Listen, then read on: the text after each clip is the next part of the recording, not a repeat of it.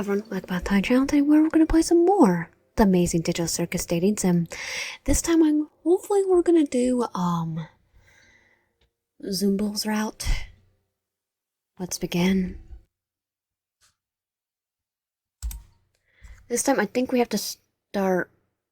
Actually, yeah, I'm going to start with the first day. Disclaimer. Welcome to the Amazing Digital Circus Dating Simulator, a slice of lifestyle school setting where everything and everyone is possible.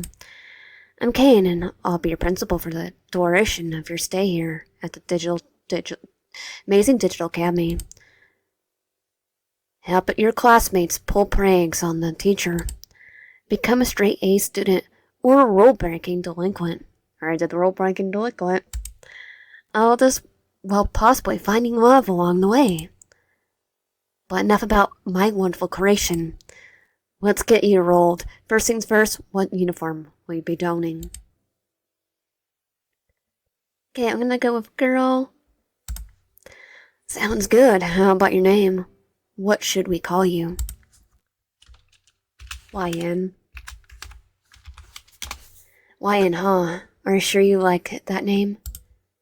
Yep, that's my name. Alright, then YN. Then let's head out inside. Hi, my name's YN. I'm a transfer student to the Amazing Digital Academy. My parents moved to the countryside after a vague, tragic event that changed the course of our lives. After I said goodbye to all my friends, my parents got my transcripts and packed up the car. Today is my first day at this new school. I glanced down at my class schedule. This should be English 101 with Mr. Keenor. So where's teacher?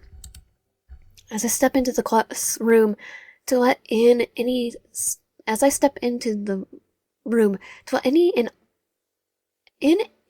other students that might be late to class, someone else hops into the room.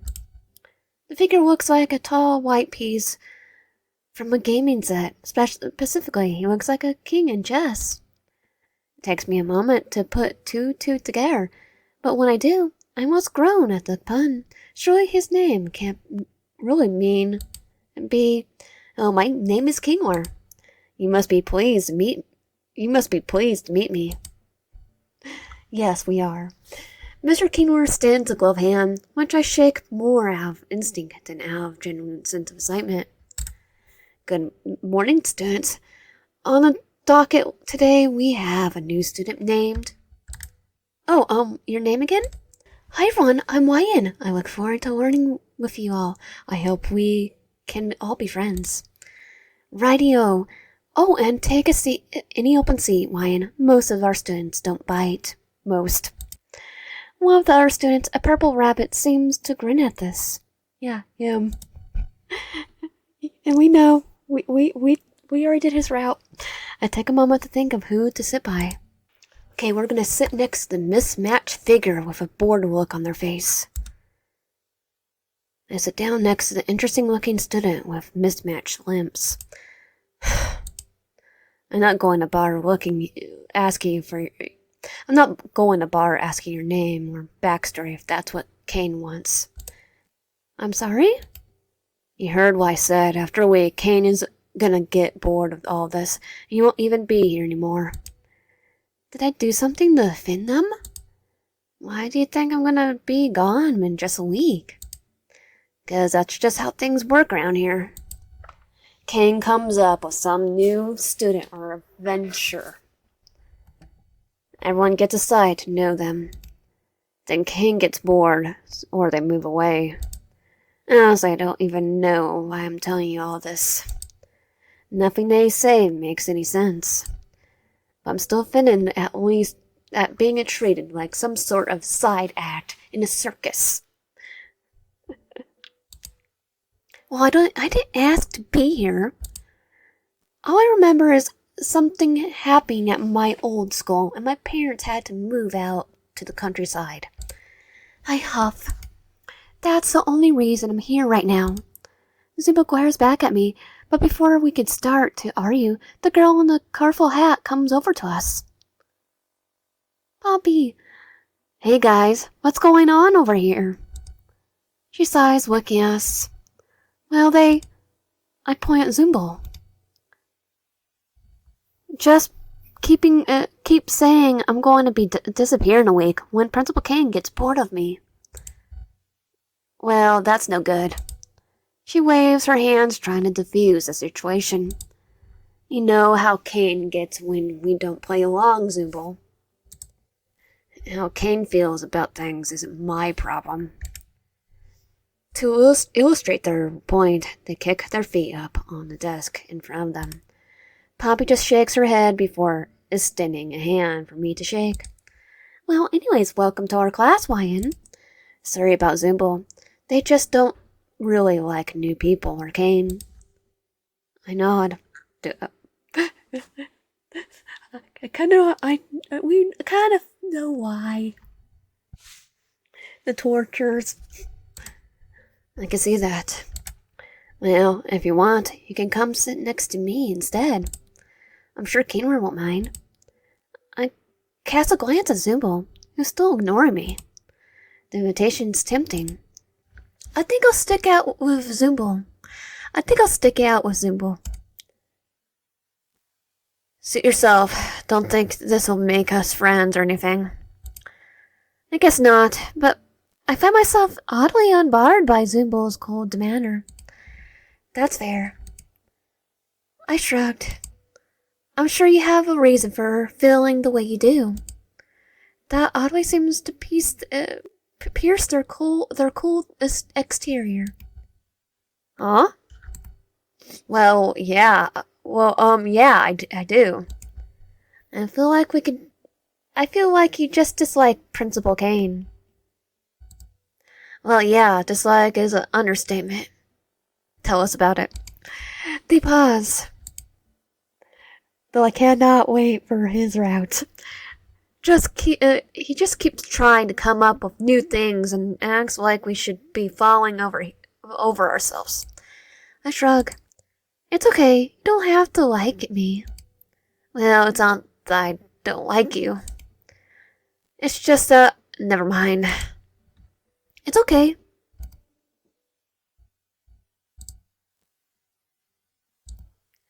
For what's worth, I'm sorry I was so harsh with you. Listen, to make it up to you, I usually eat lunch with a gangle in the courtyard. You can tag along if you want, instead of sitting alone. Just as about to respond, Zooble sees something out of the corner of their eye. Leave a gangle alone, Jax. Oh, he did it without us helping. They say running off. Oh well. I guess if I want to talk to them later, I know where to find them. I was just sitting in my desk and getting used to the place when something burst into the room. Principal Kane, how exciting to have you in our class today. The new figure turned to address us. At his side was a bubble with razor-sharp teeth. I don't think I ever get used to this skull. I don't think I'll ever get used to this skull. Kingler, class, how do you do? Principal King extends his hand, gesturing for all of us, before freezing in place. With a sound like porcelain grinding against porcelain, his teeth slam shut. His teeth slowly extrudes from his teeth, like they're not solid objects. Lion, wasn't expecting to see you here. Nah, confuses him, surfaces his voice as he points his cane at me. Maybe you'll be a secret ingredient to make this skull interesting. He pauses for a moment, rubbing his base of his chin in contemplation for a moment. Isn't there a reason you're here, Kane? Zooble speaks to him like they're addressing an annoying insect instead of a principal of the school. The principal of the school. Kane perks up. That's right. The reason I'm here, to make sure we're all having an enticing academy experience. One filled with fun, danger, and adventure. It brings begins to list more and more descriptors, increasing his breakneck speed until I can't even tell what he's saying. And most of all, interesting to our studio audience. He turns towards the window and stares out of it for a moment. Is he addressing somebody? There doesn't seem to appear to be anyone outside. And plus, it's like the first floor. However, the numbers are in. Students, and it turns out school dramas are just white noise. Normally, this is the time that I tell you that means the end of school life as we know it. Kane bites on his hands in mock horror. The class and King were playing along, gasping at the revelation. Gangle looks ready to burst into tears. However, my sweet toothed students, your benevolent principal has found a way to bring public interest back to school in a major way. At this point, the sharp-toothed bubble next to him pipes up. How are you going to bring interest back to the school, Mr. President? Kane shoots the bubble a confused look, but hits his stride a moment later. You see, my little Toma emeralds? What's one thing no camera around here has ever had? A class of colorful characters? A competent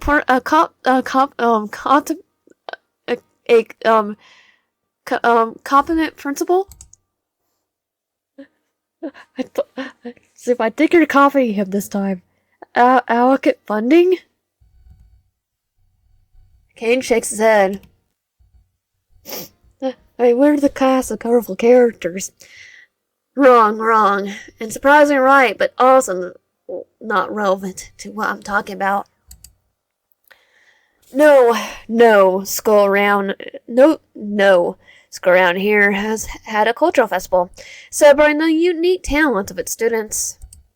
So I, being your beloved principal, have decided to put your class in charge of throwing the best cultural festival this side of the Pacific Ocean. Make it flashy. We gotta keep the interest of our investors after all. Relax. I'm almost late for my deep tissue massage. Alright, Kingler. I'll leave you to the list of everyone's responsibilities. You all have 5 days. Break a leg or two. As abruptly as he appeared, Kane darts out of the room, disappearing from view as he heads to his appointment. Alright, class.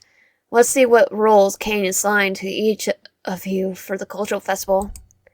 Kane lifts a paper from his desk and begins to read aloud. Ragfa, as a class representative, I trust you to organize the other students and make sure the festival proceeds with no issues. You can count on me. Zooble and Gangle, you two will work on art to promote the festival. We have a pretty big school here, so we will need plenty of posters and some art to display during the festival. I don't know. I still don't have anything I'm comfortable showing everyone else. Pompey and Jax, look up what a cultural festival is. Shouldn't we do that before we start making posters? No, I liked his idea. Plus, we get to see what Gangle comes up with for her posters. If anything like what she comes up with when she draws Ragfa. Or you. Jax! Gangle interrupts Jax before he can finish his thoughts, pleading with him to stay quiet. The class interrupts into chaos as Zooble and Gangle argue with Jax. Pompey tries to find out what cultural festival is, and Ragfa tries to salvage what remains of class and gets her classmates to pay attention. For his part, Mr. Kingler seems content to let the students bicker amongst themselves. Maybe he didn't have the rest of his lesson plan and is just waiting out the lunch bell. as if I had some, as if I had summoned it by think of it. The lunch bell sounds. Everyone drops their arguments and flies out of the classroom. Time to find out what I'm doing for lunch. After my chaotic first half of my day, I worked up to quite the appetite. The cafeteria was bustling with unfamiliar faces around me. There was a selection of places to buy lunch, but none of them stood out from one another. I picked up something to eat at the nearest food place and set about deciding where to sit down. Still, as I scanned the bustling lunchroom room, I don't recognize anyone from class. Didn't Zooble and Gangle say they ate lunch in the courtyard? I pick up a garden salad from the cafeteria and stride out into the courtyard. So there are half a dozen tables out there. They're mostly empty, and it's easy to find Gangle and Zooble. Gangle gives me a big wave with one of her ribbon arms, her kind mask showing an expression of cautious excitement. Zooble lifts up their claw hand in a friendly wave as well. Hi guys, thanks for the invite. No problem. Did they coordinate that? No, there's the same wavelength. Either that, or they've just been friends for a long time. So Wyan, how are you liking our school so far? Well, it's pretty different from my old school. I start Zooble and Gangle, waiting for my next words. But I think I'm starting to like it here. Gangle smiles, pushing the tips of her ribbon hands together with a gentle blush. I like it here too. I'm mostly excited for the cultural festival. We pass the time in relative silence as we eat our lunches. Zooble is the first to break the silence, pointing at my meal. Are you a vegan or something? Oh, this? I gestured at my salad. Not really. I just grabbed something that looked good before heading out to meet you guys. I think it looks good. Zooble shrugs. I like to bring food I cook myself. I can't stand what King stocks in the cafeteria with. Gangle has a gentle smile on her face as she points a bit of shrimp tempura with a chopstick. How she managed to use chopsticks with both of her hands are the tips of red ribbons is honestly very impressive. I don't think it's all bad. There's a lot of traditional Japanese food in the cafeteria. I never got to eat sushi when I was in high school before. They go back and forth like this for a bit while I stab the raiment to my salad. A hush falls over our table for a moment, then... So, Zooble, are you going to help me get art done for the cultural festival after lunch? Zooble looks at Gangle politely. I'm tired of talking about cultural festival. It's just another one of Kane's stupid plans to make us all come together and make him feel good about himself. I mean, come on, Gangle. He's having Poppy look up what a cultural festival is. He doesn't care about cultural festival at all. It's just something to make us all busy. I don't see why I shouldn't put in any more effort than King is, you know. I don't blame ya. There's a faint tickle, like something delicate, flattering, and Gangle's smile falters. Gangle's lips start quivering, tears welling up at the side of her mask. Zooble. Gangle, I didn't mean... But their apology's too late. Gangle's calming mask has broken and now lies on the table in front of us into pieces. Gangle sobbing loudly. They give me a meaningful look. Come on, Wyan. You understand what I meant, right? Gangle, Zooble is annoyed at being pulled around by Kane all the time. They didn't mean to hurt your feelings. Thank you, Wyan. Zooble sighs, exhausted, but clearly regretting that they upset Gangle. Seriously, Gangle, I promise I wasn't trying to hurt your feelings. Gangle manages to choke back enough tears to respond. I know that. I just want us all to have fun today, and during the cultural festival. Zooble leans over, putting a hand on Ginkle's arm ribbon. I know, and I'm sorry about being so rude about the cultural fair. If you want to take this seriously, then I'll make it take it seriously too. Besides, I think Wyan's really excited about the cultural festival, right? They shoot me a look that tells me it's time to speak up. That's right! I stumble over my words, injecting so much enthusiasm into them as I can muster. I care a lot about the cultural festival, and I'm really excited to work with both of you on preparations for it. Zooble gives me a appreciative nod as Gangle regains her composure. Her calming mask is still broken for now, but she offers us both a delicate smile. Thanks, you guys. Can we spend the rest of the day in the art studio working on posters? I actually have some afternoon class. Zooble wraps their pincher-like hand around my forearm. You're coming with us. I sure am. It's like, no class for me. I let Zooble lead me to the art studio as Gangle starts to smile again, giggly at the prospect of spending a whole afternoon doing art for the cultural festival. Gangle pulls open a closet in the back of the art studio, pulling out stacks of paper before handing several pieces to me and Zooble, along with some boxes of color pencils. Since we're all doing art for the cultural festival, let's all draw some posters. Then we can vote which ones will make the cut. I glanced down and started to sweat. I haven't drawn anything more complex than stick figures since the third grade. I glanced over to Zooble's paper. They already started drawing a bunch of unique signs, contrasting in different colors against one another to produce something that looks like it belongs to a high-end art gallery. I craned my neck to peer at Gangle's art. There's something familiar about this side anime figure she's drawing, but I still can't put my finger on what it is. Zooble sees me peering over the Gangle's art. Why don't you start working on your own poster? Gulp. Sure thing. I tried to scribble out something resembling a science student for my poster, but the proportions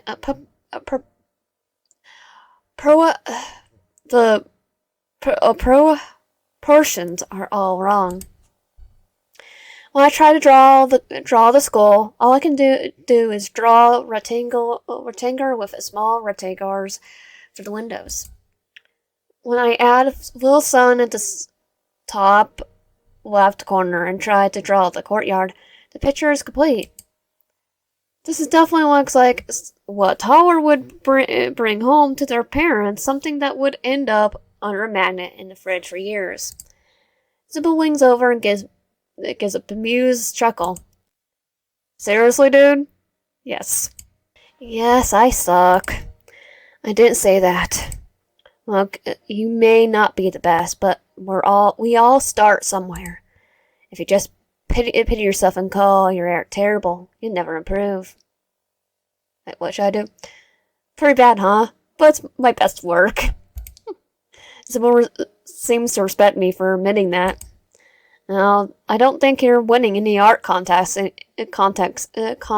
anytime soon, but you always ask me or Gangle for help. Zooble reaches over to my paper and adds a few perspective lines and a bit of shading. It's like they see something in the picture that I didn't. And from the few details that they add, it transforms from a child's drawing to something that actually looks like a high school student put effort into it. Time's up. Let's see everyone's art. We set all three of our pieces on the table in the center of the art room. We all take a moment to look at one another's art. Gangle has drawn an anime-style mascot waving two flags with the skull crest on them, jumping up and down, saying, "Please visit the school cultural fair." Zooble has drawn a piece of geometric figures in tessellations in different colors, but when you look at them, it's all the right angle. It's spelled out cultural fair. I have drawn a few stick figures physically pointing in a box-shaped skull, with a few perspectives and shading lines added, making a half respectable. It takes a moment for me to realize Gangle and Zooble are looking at me. Oh crap, they expect me to pick my favorite. Even though technically I'll probably go with Gangles. I'm gonna go with Zooble's. Zooble came up with the coolest design. Zooble blushes a bit, rubbing their arm before looking away. Well, I think we all did a good job. They pause, except for YN. You helped me. Gangle giggles as Zooble points out my lackluster drawing. I didn't know, it's kinda cute. Cute because it looks like its 5-year-old drew it. I saw my pride and laugh with them. We laugh until the bell rings to dismiss the afternoon classes. Well, I hate today a lot less than I thought I would. They look at me, gratitude in their eyes. Thanks for hanging out with us, YN. They say before heading out, I should probably go grab my things too. Or to still wait. I walk to my locker, entering the combination as I pull out my books away and get ready to head out for the day. My mind drifts to the day's events. I wonder if someone will ask me to walk back with them. As I gather my things, a familiar figure walks up to me. Hey, YN, you still here? I nod, cluster my books. Well, since you're still here, wanna walk back with me? Yeah, Zooble, that sounds nice. Cool. Their voice is completely nonplussed. But I can tell they're happy I said yes. So it was only Jax that we just thought we were not going to be in the dorm. Zooble and I make our way out of the front doors of school and walk to the curb, trying to find a comfortable seat on the sidewalk as I wait for my parents to pick me up. Okay, no. What are you doing? They give me a weird look. Waiting for my parents to pick me up? Why? Zooble seems only more confused by my answer. Man, how old are you? I laugh. That's a weird question to ask. I begin to count my fingers, only to realize I somehow forgot how old I am. Definitely older than we look. Older than me, or definitely not a high school student, that's for sure. Unless I forget how old I am. It's not important. How old are you? Zooble raises an eye at my response, but lets it slide. I'm 22. I completely bamboozled by Zooble's response. Bamboozled? Rasboozled. I shake my head.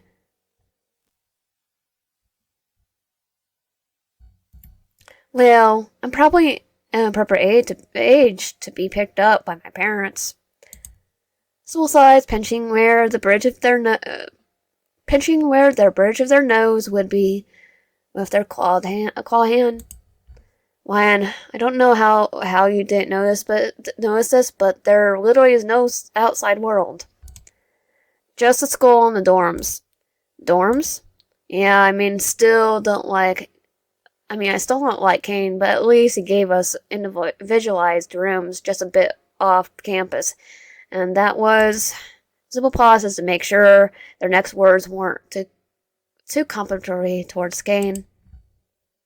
Decent of him. They seemed satisfied with their word choice. But my parents, I was dropped off by them this morning. It feels as real as my name in my last school. Lion, they give me a look of pity. Seriously, try to remember any concrete details about your life outside of the school. I try and try, but all I get is a splitting headache. The harder I try, the worse the pain. I got nothing. Yeah, something happens to our memory when we come to the school. Come on, let's get you to your room before it gets much colder out. Zooble takes my wrist to her hand and leads me to the dorms. Alright, which room is yours? Each room has as much personality. I can instantly tell who's probably staying in each.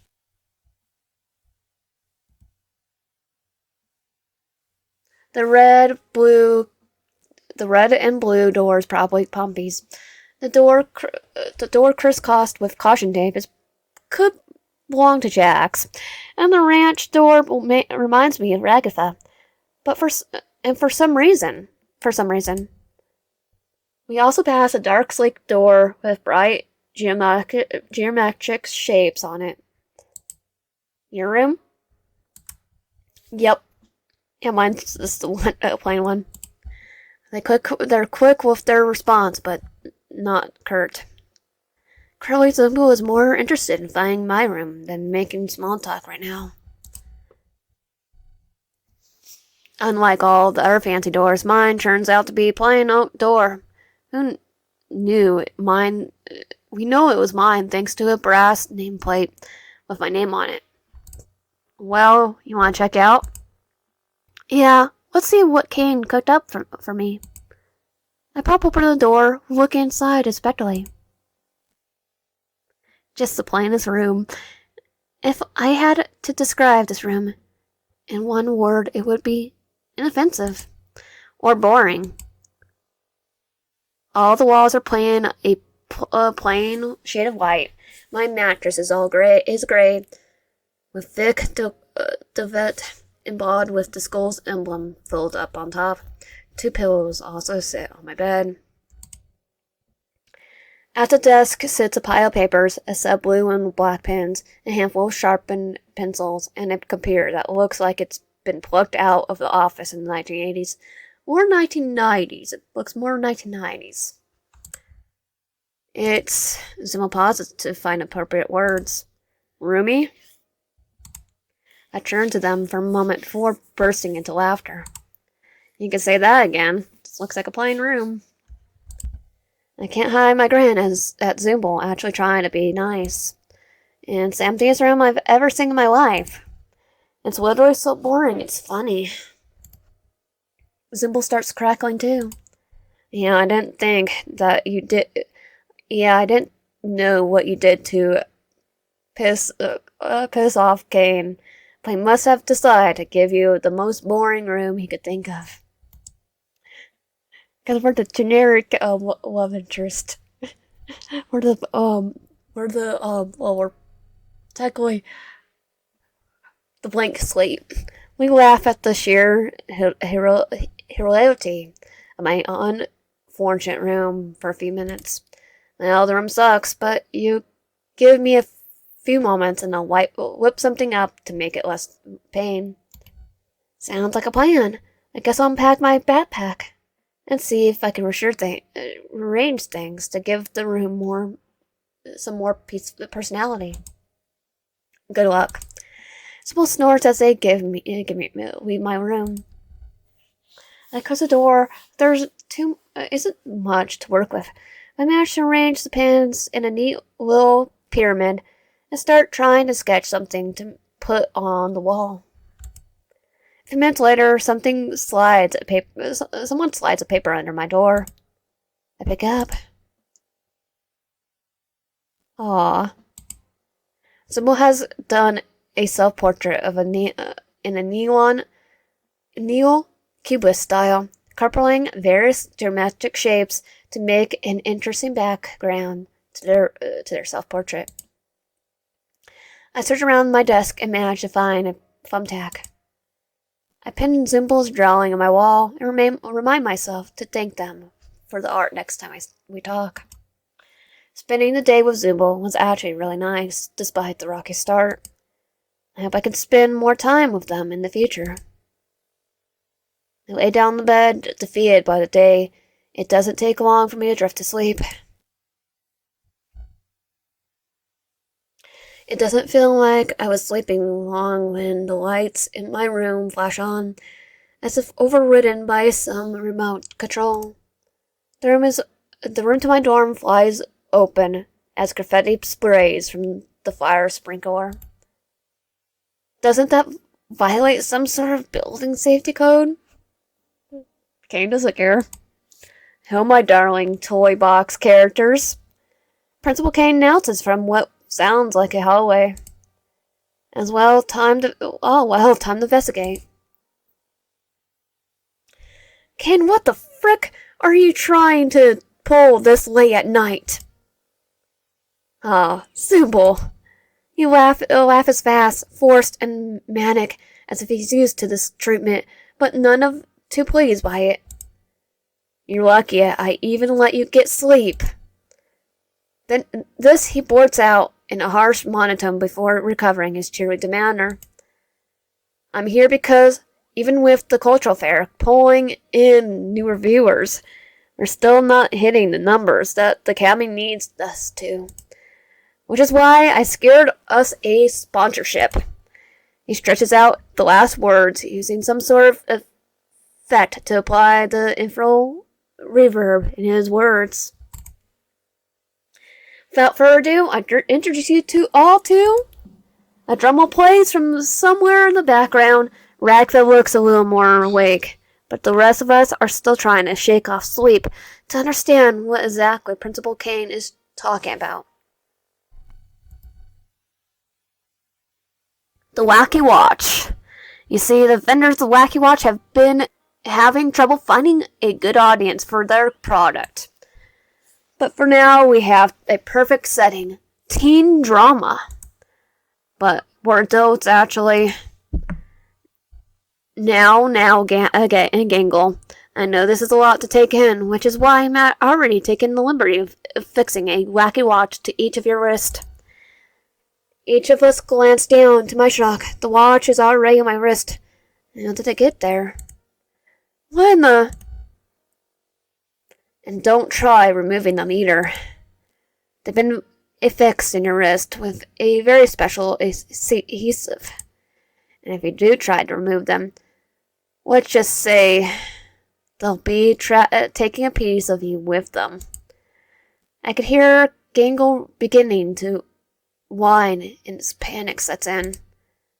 Pompey tugs at her Wacky Watch, but no matter how hard she tugs, the wrist watch stays affixed, her gloves stretching like a rubber band as she pulls on the watch. Ragtha just looks down with a resigned sigh. Kane, I can't remove the arm with the Wacky Watch. What the frick? Principal Kane ignores their complaints as he continues his monologue. You see, my turtle doves, in order to secure the funding we need to make it to Day 5 and the cultural fair, I need you wearing the Wacky Watches at all times. Lucky I secured a deal where I don't need all of you to do ad reads, but it is of paramount importance that none of you insult or try to disable your Wacky Watches. Good luck with your school life. Can't wait to see what you do with the cultural fair. Bye! He stretches out the last syllable, as his body folds in itself an infinite number of times, disappearing from the sight. Well, I know it isn't a deal, but at least we can all talk to each other now. Should make communicating about the cultural fair easier. With the sound of breaking glass, Gangle's comedy mask shatters and falls from her face. Tears well up in her eyes. I don't want a Wacky Watch. Seeing the situation unfolding before, Pompey pipes up. Well, I think it would be useful. And look, Gangle, there's even a picture chat function where you can send people things you drew. Pompey goes over to Gangle, lifting her wrist and pulling out the picture chat feature. That's kind of nice. Gangle sniffles. Yeah, that's the right spirit, Pompey. Now let's all get some sleep before we start classes again tomorrow. Everyone's door closes. I hear a muffled shout from Jax's door. What the heck? Why is there a watch stuck to my arm? I decided to hide in my room before Jax looks for someone to take out his frustrations on. I flick my dorm light off as I close my door. I check my wacky watch. I got a text from Zooble. Looks like they haven't updated their profile picture. I hate this. I know, I hate it too, but at least we can talk without being in the same room. Yeah, that's nice. That is nice. I guess. Still though, it's pretty late. Wanna text me more tomorrow? Yeah. I almost pull my covers up, but my wacky watch lights up with a few more texts. And thanks for everything today. For staying with me and humoring me. And for helping me smooth things over with Gangle. And for being cool when we made fun of your art. You seem like a really cool person, and I hope you keep spending time with the art club. Even if you can't draw for crap. It appears that whatever sensors Kane has applied to school also works on the wacky watches. Oh well. I send Zooble a laughing, crying emoji before pulling up the covers and getting to sleep. As I get to sleep in my bland and empty room, my thoughts drift to Zooble. Our relationship was off to a rocky start, but I'm glad I stuck with them. I really hope we could spend more time together tomorrow. Day 1 complete.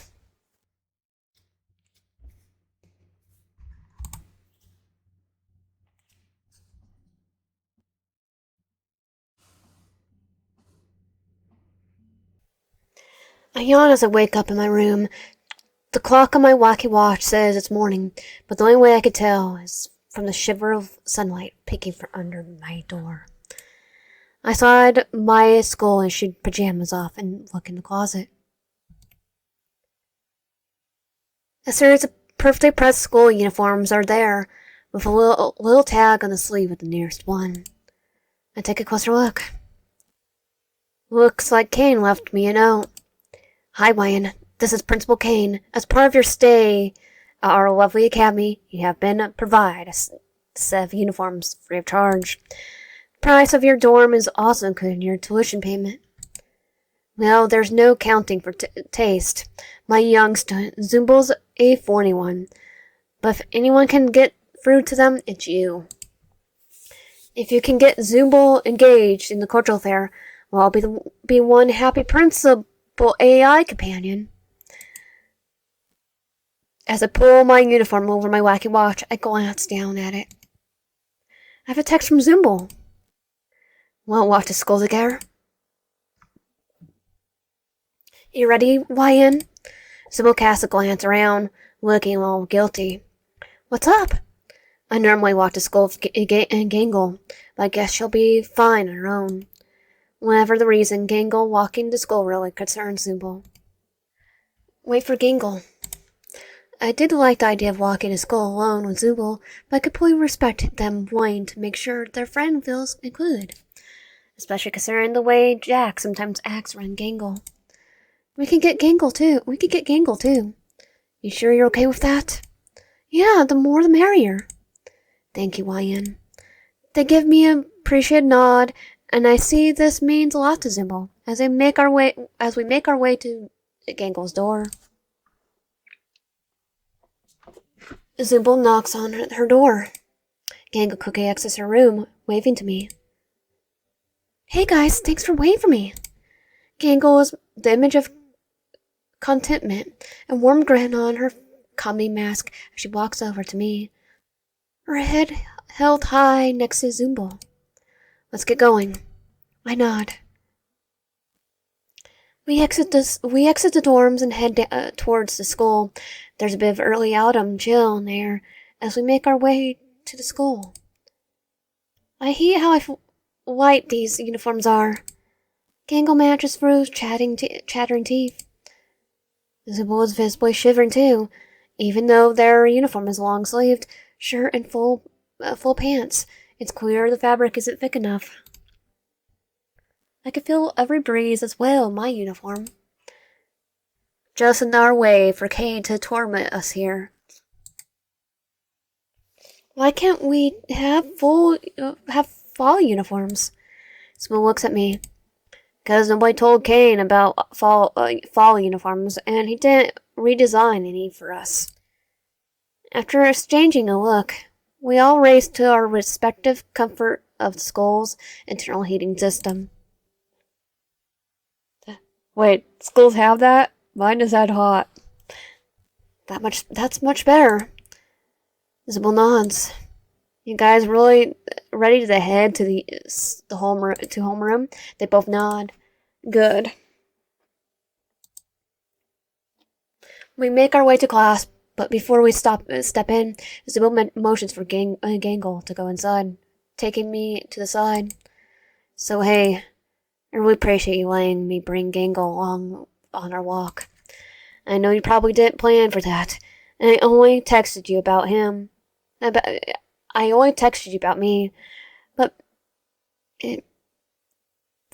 fuck me.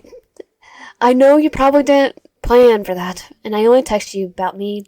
Well, Gangle's your friend, so of course we had to invite her. But it means a lot to me that you value my friends too. I nod. What kind of person would I be if I tried to control who you walk to school with? And books, we already did Jack's route, so we're trying to be nicer to people. Still, it really does mean a lot to me. You're really cool, Ryan. I feel my cheeks heat up at the compliment. Thank you. We should head in, right? I scratch my neck awkwardly. Zooble nods in agreement. I take my seat between Gangle and Zooble. Time to spend another day with the art group in this crazy school. I tune Zooble and Gangle to get some much-needed work done in the art room. This time Zooble is sitting next to me. Their eyes are glued on the page as they attempt art. I start with a few lines and try just drawing shapes. How is that going to help with the art festival? There's a mix of annoyance and curiosity in their voice as they lean over my shoulder. Zooble gives off the sort of I don't know how to fully describe it. I guess I would call it a warm aura. Just being around Zooble makes me feel a little happier and safer. No wonder Gangle orbits them like a moon. I try spicing up my drawing a few thick lines connecting the various shapes. What the heck are you drawing? What the heck? Why are you drawing me? Probably because you'd be the easiest character to draw. I glance down. Oops.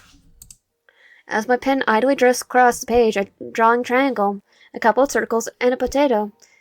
A springy leg and a boot. I end up drawing a half-compliment portrait of the person sitting next to me. Sorry, I let my mind wander, and the first thing I thought of was you. We both blush as we make eye contact.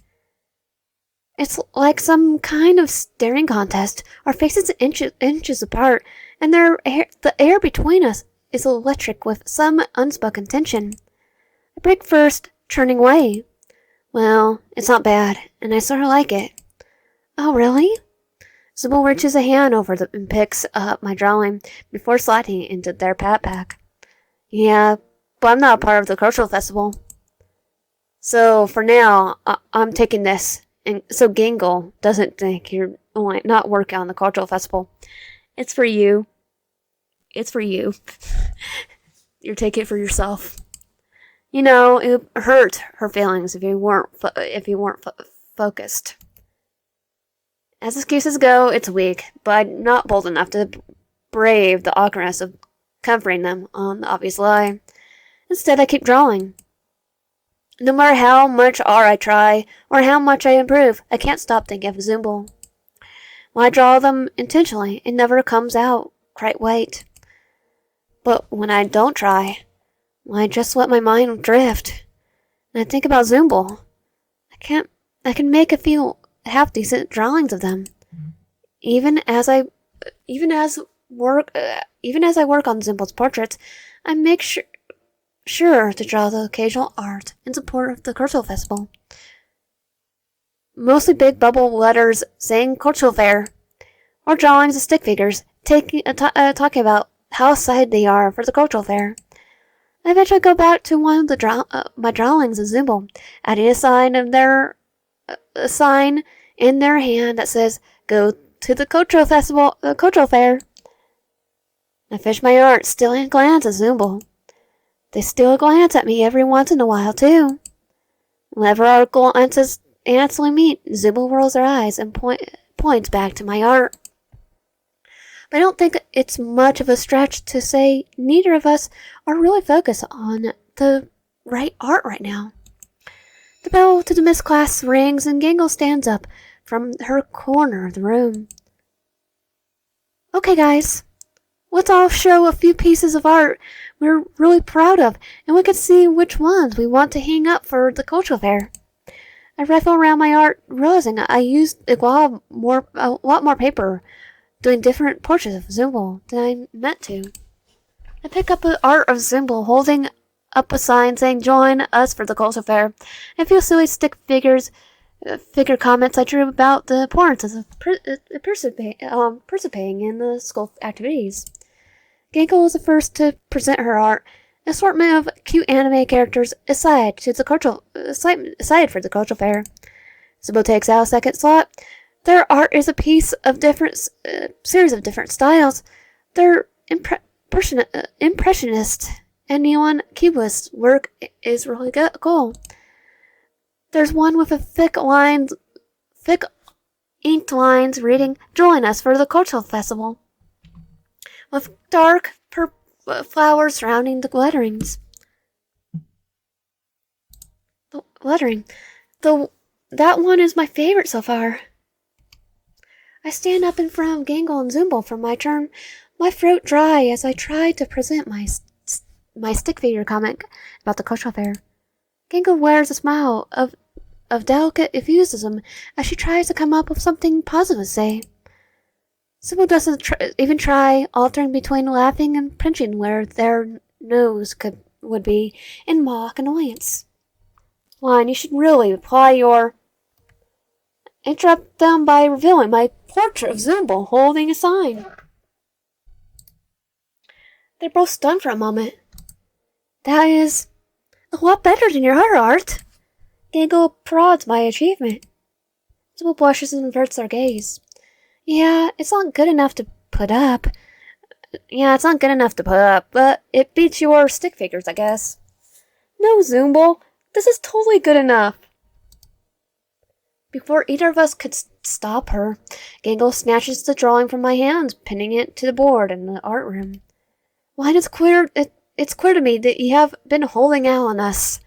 Tomorrow, I want to see at least 6 more this good. Gangle gives me a serious look. I nod with a gulp. Gangle then pauses and gives us both a look. Oh, and Zooble, I almost forgot. Raghav wants to walk with me today and talk about the art for the cultural fair. I can't join you today for the walk home. Maybe Wyan can. Is that okay with you, Zooble? Yeah, sure. Is there an undertone of excitement in Zooble's voice? Zooble walks me home. Even though we're both spent a couple of days together, conversation comes with surprising ease. We begin catching up on our lives outside of the school. So, Zooble, how did you get so good at art? I used to be a tattoos artist before I came here. Wow, really? Yeah, that's actually where my interest in art came from. I actually have a friend that wanted to be a tattoo artist, and is a really good artist. Sometimes when I hang out with Gangle in the art club, I just sort of channel my time as a tattoo artist or draw something I remember doing for a client. You know, I always wanted to get a tattoo. Really? Yeah. You know Yeah, type of obsession thing. Tattoo from Supernatural. I want that.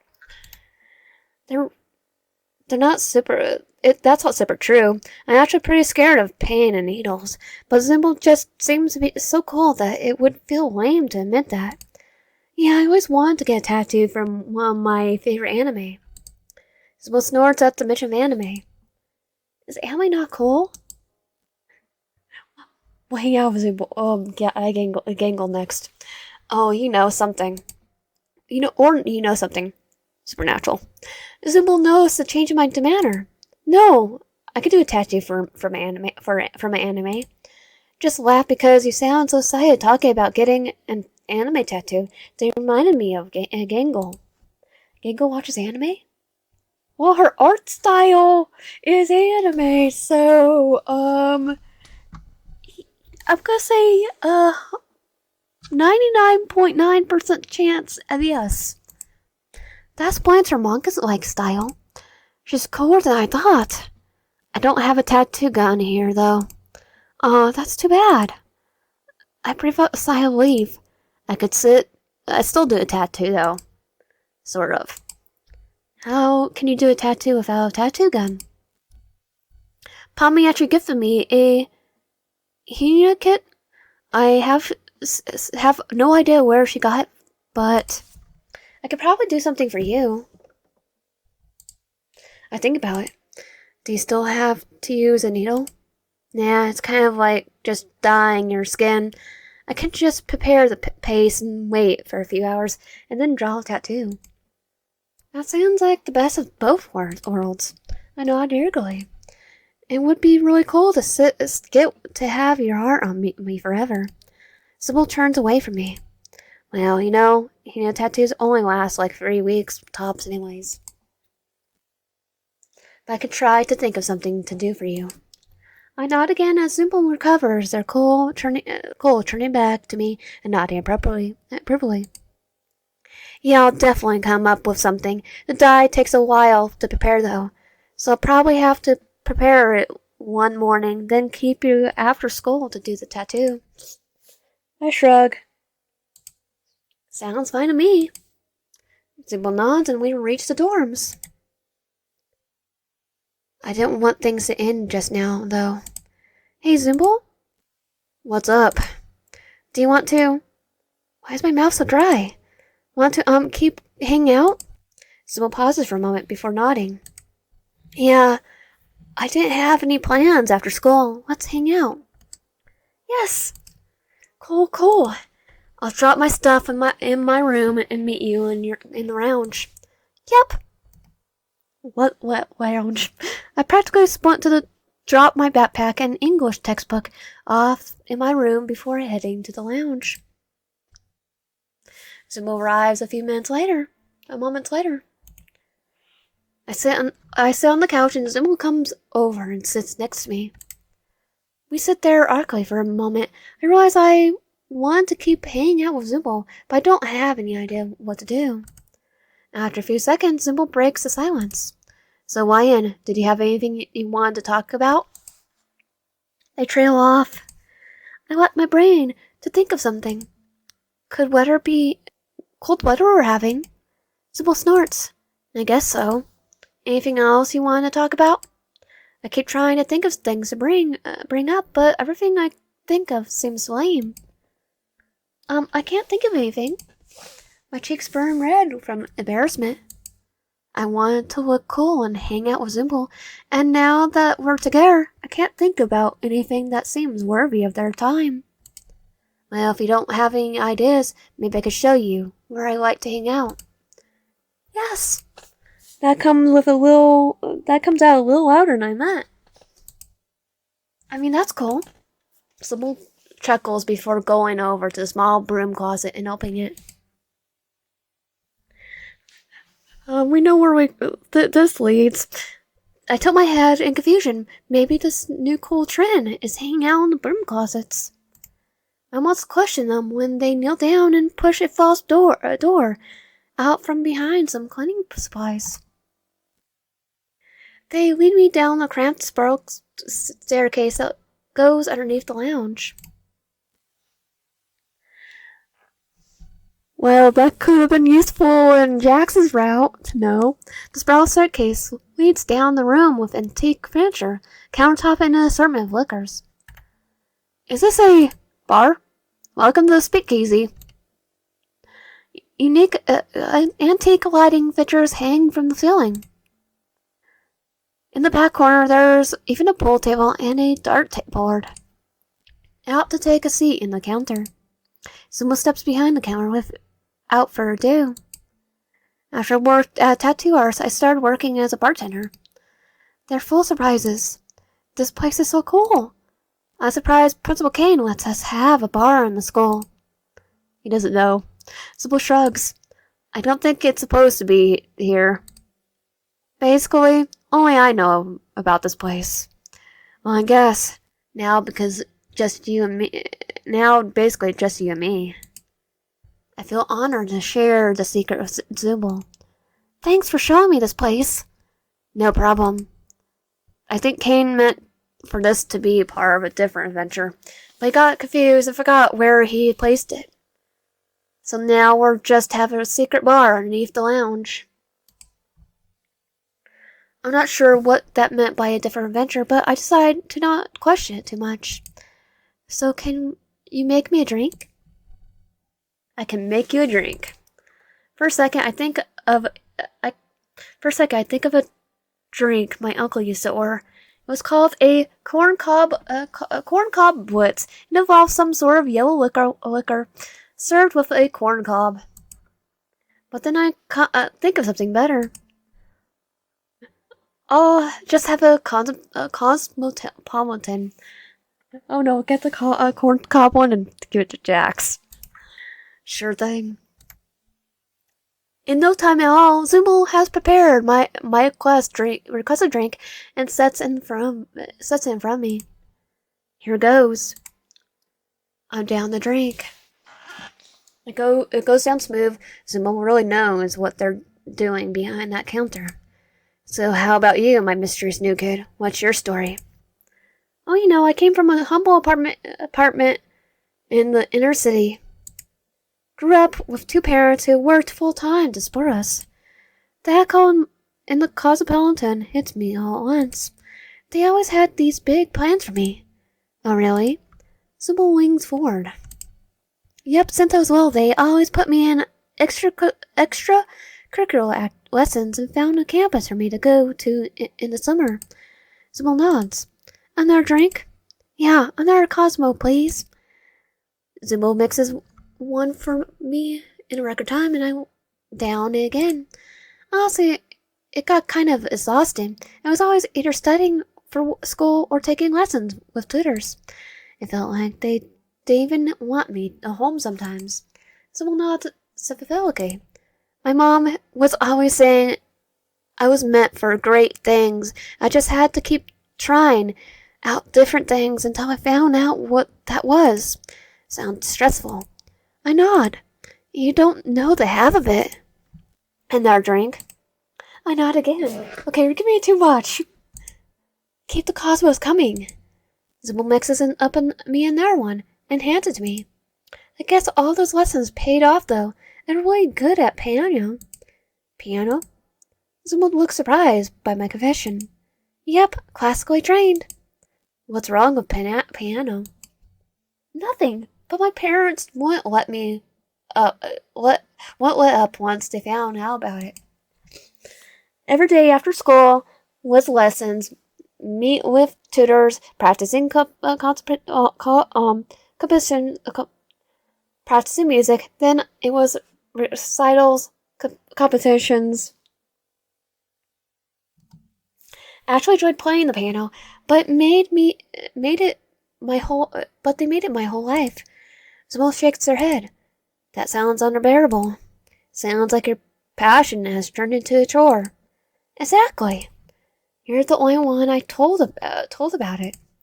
The three cosmopolitans into the night. My vision starts swimming. Well, I'm glad you're comfortable enough to tell me. I hiccup. You're so cool, Zooble. I wish I was cool like you. I always feel so silly around you. Wait, what are you saying, Ryan? They won't quite meet my gaze. I don't know. I just always get all nervous, and my mouth gets all dry. I can't think of cool things to say when I'm near you. I pause for a moment. Is that weird? A blush on their face is apparent, even in my drunken stupor. I guess not. Anyways, Ryan, why are you acting so weird? Alcohol? Weird? I'm not weird, though I'm a bit hurt by being called weird. I'm just drunk. Ryan, there's no alcohol in the drinks I've been serving you. What? Placebo effect. Kane is a weirdo. Not even he knows you shouldn't have alcohol in a school. But even he knows you shouldn't have alcohol in the school grounds. This is like a rec room with a bar aesthetic. It's not a real bar. Now it's my turn to be embarrassed at my solidarity comes rushing back to me. What about the stupid burger? Ugh.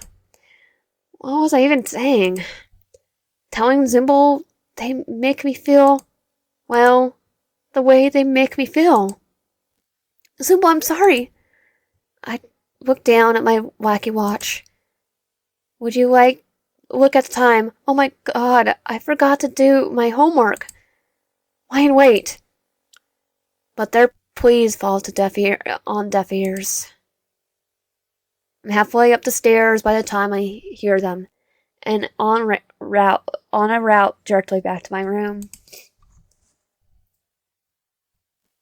When I get back to my room, I know I have a few unread messages from Zooble. So hey, I didn't mean to call you weird. I was just, nervous. I thought you knew the drinks I was serving didn't have alcohol in them. But I'm sorry for not telling you. I don't think you're weird. I'm sorry. Well, thank God. I wait a bit, thinking of my response. I'm sorry, Zooble. I'm so embarrassed. You can forget what I was saying. I think I was just feeling sort of confused and weird.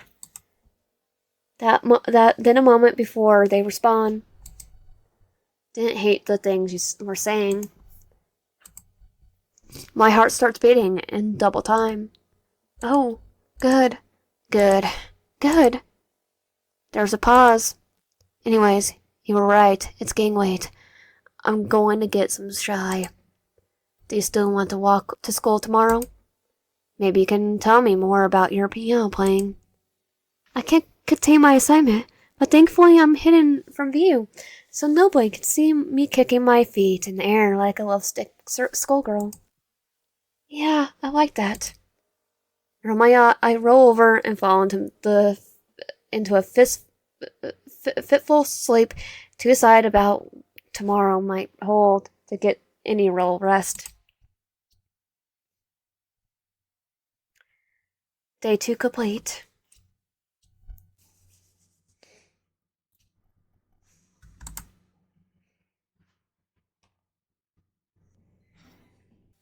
My alarm blares as I wake up. I get out of bed and pull on my uniform and brush my teeth and check my wacky watch. Should I be able to make it out of the room in time to join Zooble and Gangle on their morning walk? As I finish brushing my teeth, I hear a knock at my door. Hey, Ryan. You ready? Coming. I call out, finishing up, grabbing my backpack and opening the door. Zooble is laying against the doorframe. Well, good to see. At least you're still here. Huh? Zooble kicks off the doorframe, starting to walk into the cold morning air. I fall after them. I went to Gangle's door first, but she wasn't answering. We almost always go to school together.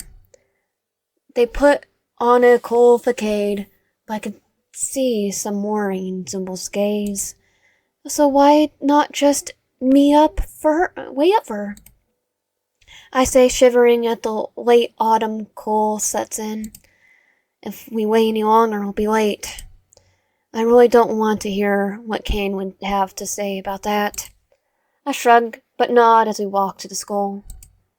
I guess that's his job as the principal, though. Zooble whirls their eyes. Yeah, but Kane is just annoying about it. They heave a little sigh.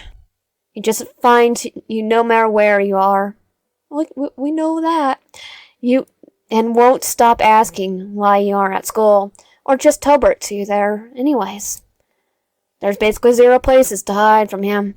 Though I found that cool speakeasy under the lounge. Well, I was looking for a place he couldn't find me. Well, sounds like they really don't want to be here. But Kane made it a lot more trouble than it was worth. I show up to class just to get him off my back. It's the only way to get him to leave me alone during the free time he lets us have. And that's probably not the best attitude to take towards your education, but now doesn't seem to be a good time to bring that sort of thing up. They're 22 years old. Do you expect them to care? Still, I can't help but think that Zooble was the kind of person that my parents warned me about. I'm hoping they were right. Nah, I don't think they would warn me about Zooble.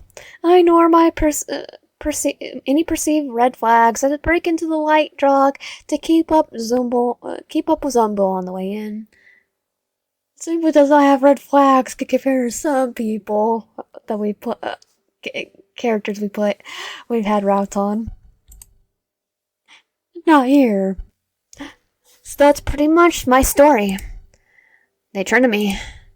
How about you, Ian? Weren't you telling me about your piano playing yesterday? Yeah, before I confessed to having a crush on Zooble. Hopefully they forgot the last part, though. That's okay. Maybe, said too much yesterday. I said, turning away to hide my blushing face. Zooble shrugs. Yeah, you don't have anything to worry about. But I won't make you talk about anything you aren't comfortable. Suddenly we hear a faint, high-pitched wailing. In the distance I spy a familiar figure. Is that Gangle? Zooble turns to me, the same dot in their eyes as they race forward. Gangle, what's going on?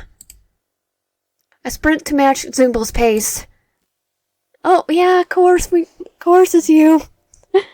The thing that greets us is Gangle in her tragedy mask. Jack stands in front of her wearing a sadistic smirk as he dangles her coming mask just out of reach. Jax, give it back! Jax, give it back! She wails. Come on, Gangle. Just caught your mask before you broke it. Don't I guess thanks? He leans forward, his venomous smirk widening on his smug face. Jax, please, just give it back! She leaps into the air, the tips of her ribbons brushing against the comedy mask before Jax holds it even higher. He chuckles as she stumbles. Wow, you almost got it that time. Zooble walks right up to Jax, arms folded. Jax, give it back. Jax turns, giving them an annoyed glance. Why should I? Stop being a butthole. Jax scrolls at Zooble. Me and Gangle are just playing a game, Zooble. Go inside and stop ruining the fun. Gangle does not look like she's having fun. Gangle nods to Zooble's observation. Jax rolls his eyes. You want the mask back, Gangle? Gangle nods sadly. Jax extends the mask to her, but just as she reaches for it, he whips his arms around and hurls it into the air like a frisbee. Whoopsie. Had a hand slipped, he says in a bored monotone. Jax! They shout furious. Look at the time, I gotta get to class, don't want to be late. He looks at Zooble. Don't want Kane down my case about not showing up, you know how that is. He grins at Zooble before he walks inside, leaving the three of us at the entrance. Gangle chokes out, sob. He's such a... Sorry, Zooble. Gangle interrupts them. I just wanted to be early to school today so I can work on the art for the cultural festival. But I ran into Jax and almost tripped, and then he took my kami mask and... She wonders, began to lose control of herself. Zooble puts a comforting claw on her shoulder. None of that happened. None of what happened is your fault, Gangle. I'll go find your kami mask. Go to class so you won't get marked late. Gangle pauses for a moment, hesitant to accept Zooble's generosity, before relenting with a grateful nod, pulling herself together just enough to head to class. Zooble turns to me. You should get to class too, YN. We're both almost late as is. No way I'm letting you look for Gangle's mask alone. For a moment I look at surprise, pieces Zooble's usual facade. But it's for the short expressions. I'm pretty sure if I blinked at the wrong time, I wouldn't have even been able to prove their expression changed at all. Sit yourself, Kane isn't going to go easy on you, though. I nod, playing things cool as we walk in the general direction that Jax tossed Gangle's mask. I scan my surroundings, seeing if the mask is laying on the ground, perhaps caught in the branches of a tree. Her masks are pretty fragile. I just hope it's still in one piece. Me too. Zooble's expression contrasts in anger, clenching their claw hand. I could wring Jack's neck for the way he treats Gangle. At least you stand up to him. I mean, someone has to.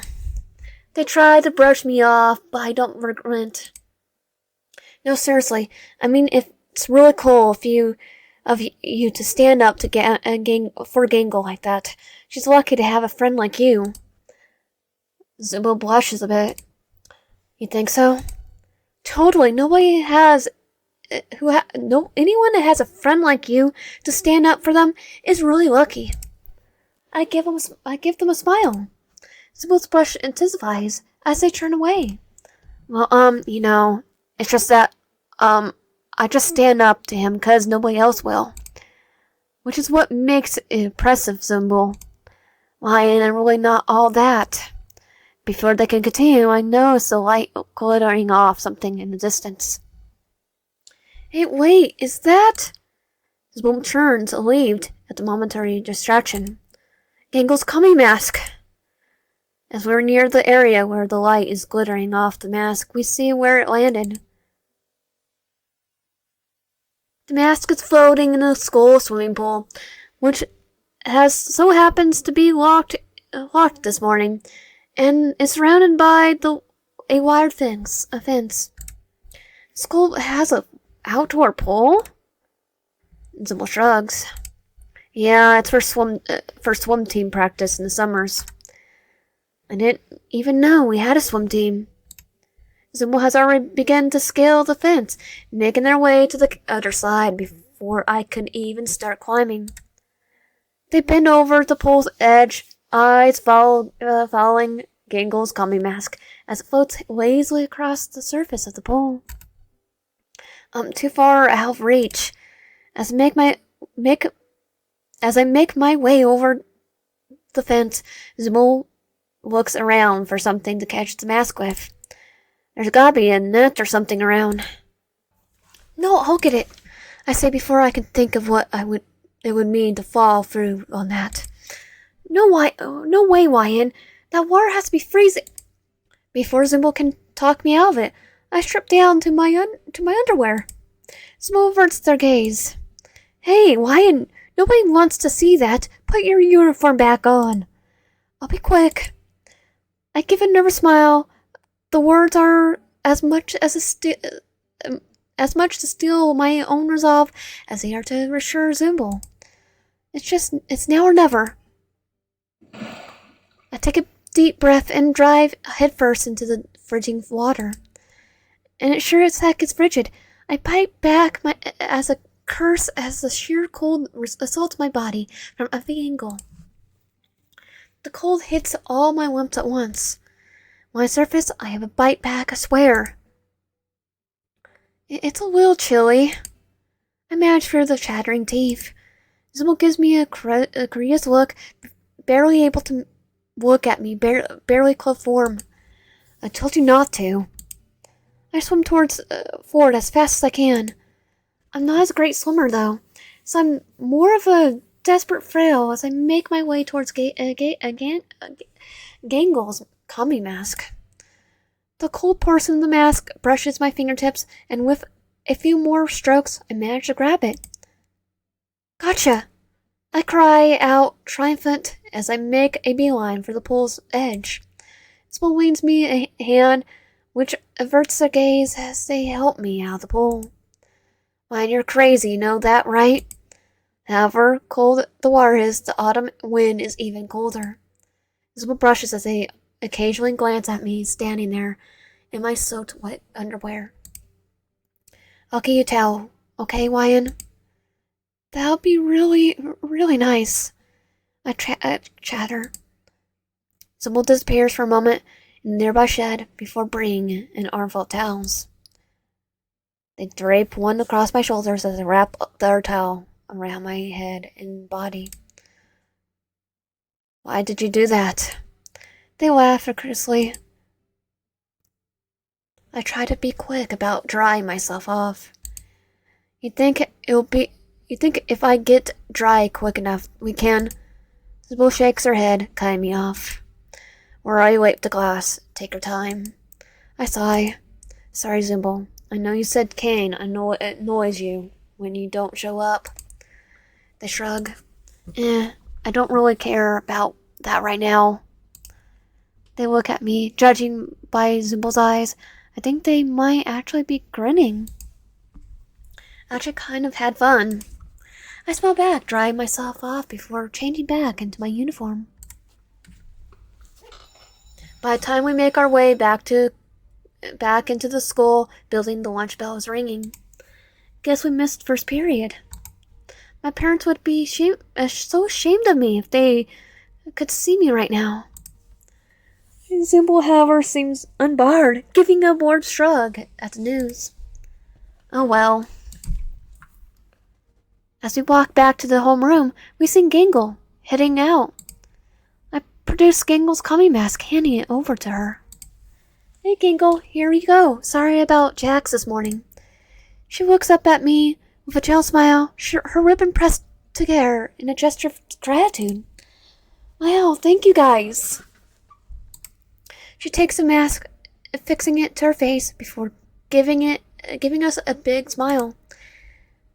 Was it too hard to find? Zooble and I exchanged a glance. Zooble lets out an awkward chuckle. Just be careful with it, okay? Gangles are returning to walk to the art room. Now that everything's fixed, let's start working on the art for the Cultural Festival. Well, I'm glad she bounced back so quickly. Zooble and I follow her. We're just getting set up to start working on our art as Ragava pokes her head into the art room. Hey guys.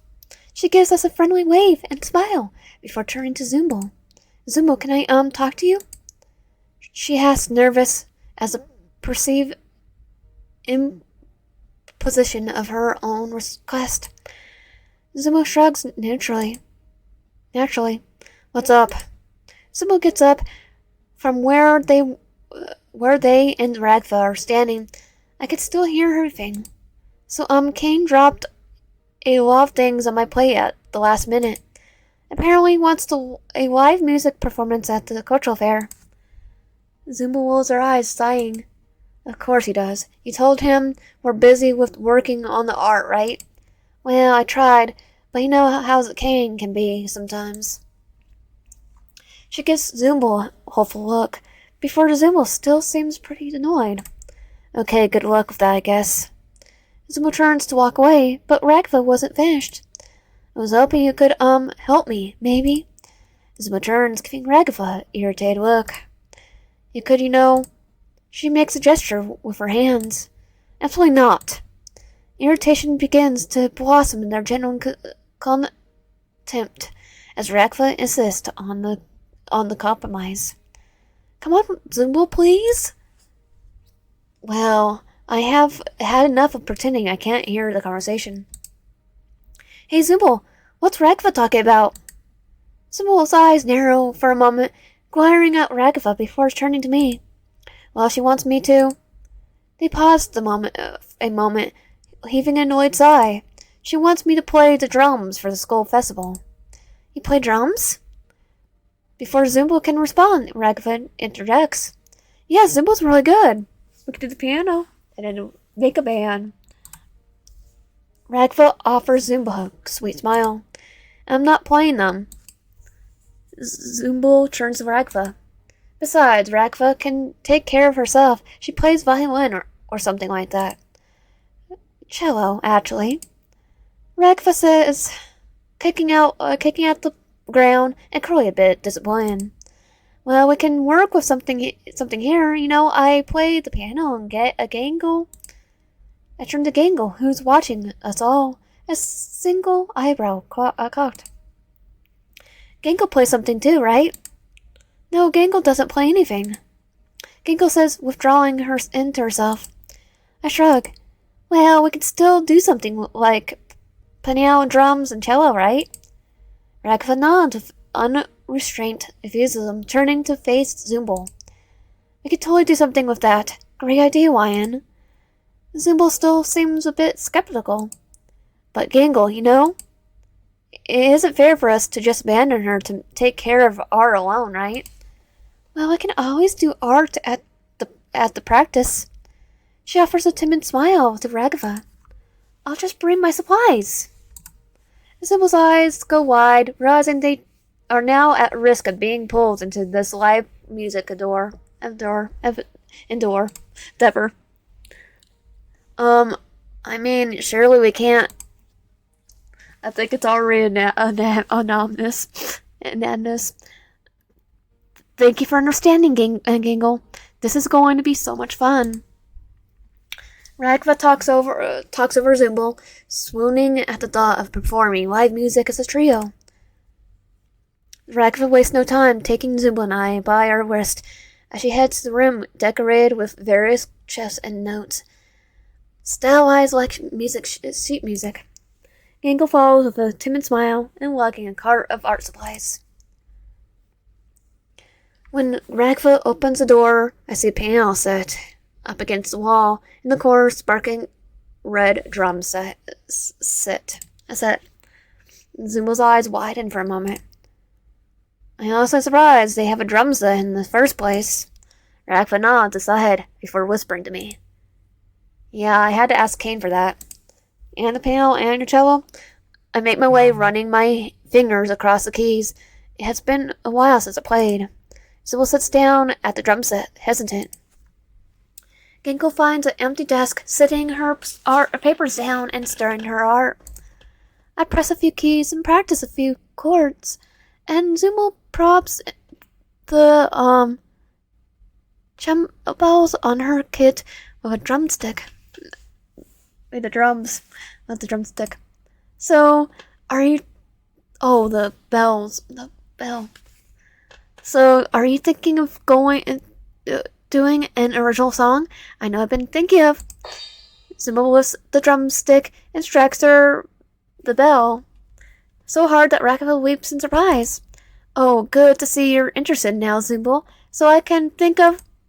Zooble launches into a heavy drum beat, steadily pounding the bass drum as they strike the bell. I was thinking of... She tries to shout over the drums, but gives up. But to be honest, I really like the beat that Zooble is laying down. I start trying to play a few chords to accompany it. Ragva gives us a hesitant look before shrugging, pulling her bow across the cello, and improvise a melody to match the chords I'm playing. We're all putting energy into the performance, but Ragva's melody doesn't match my chord progression very well. And sometimes Zooble launches into an improvised solo. Yeah! Well, this is his first time. Oh, do, re, mi, fa, so.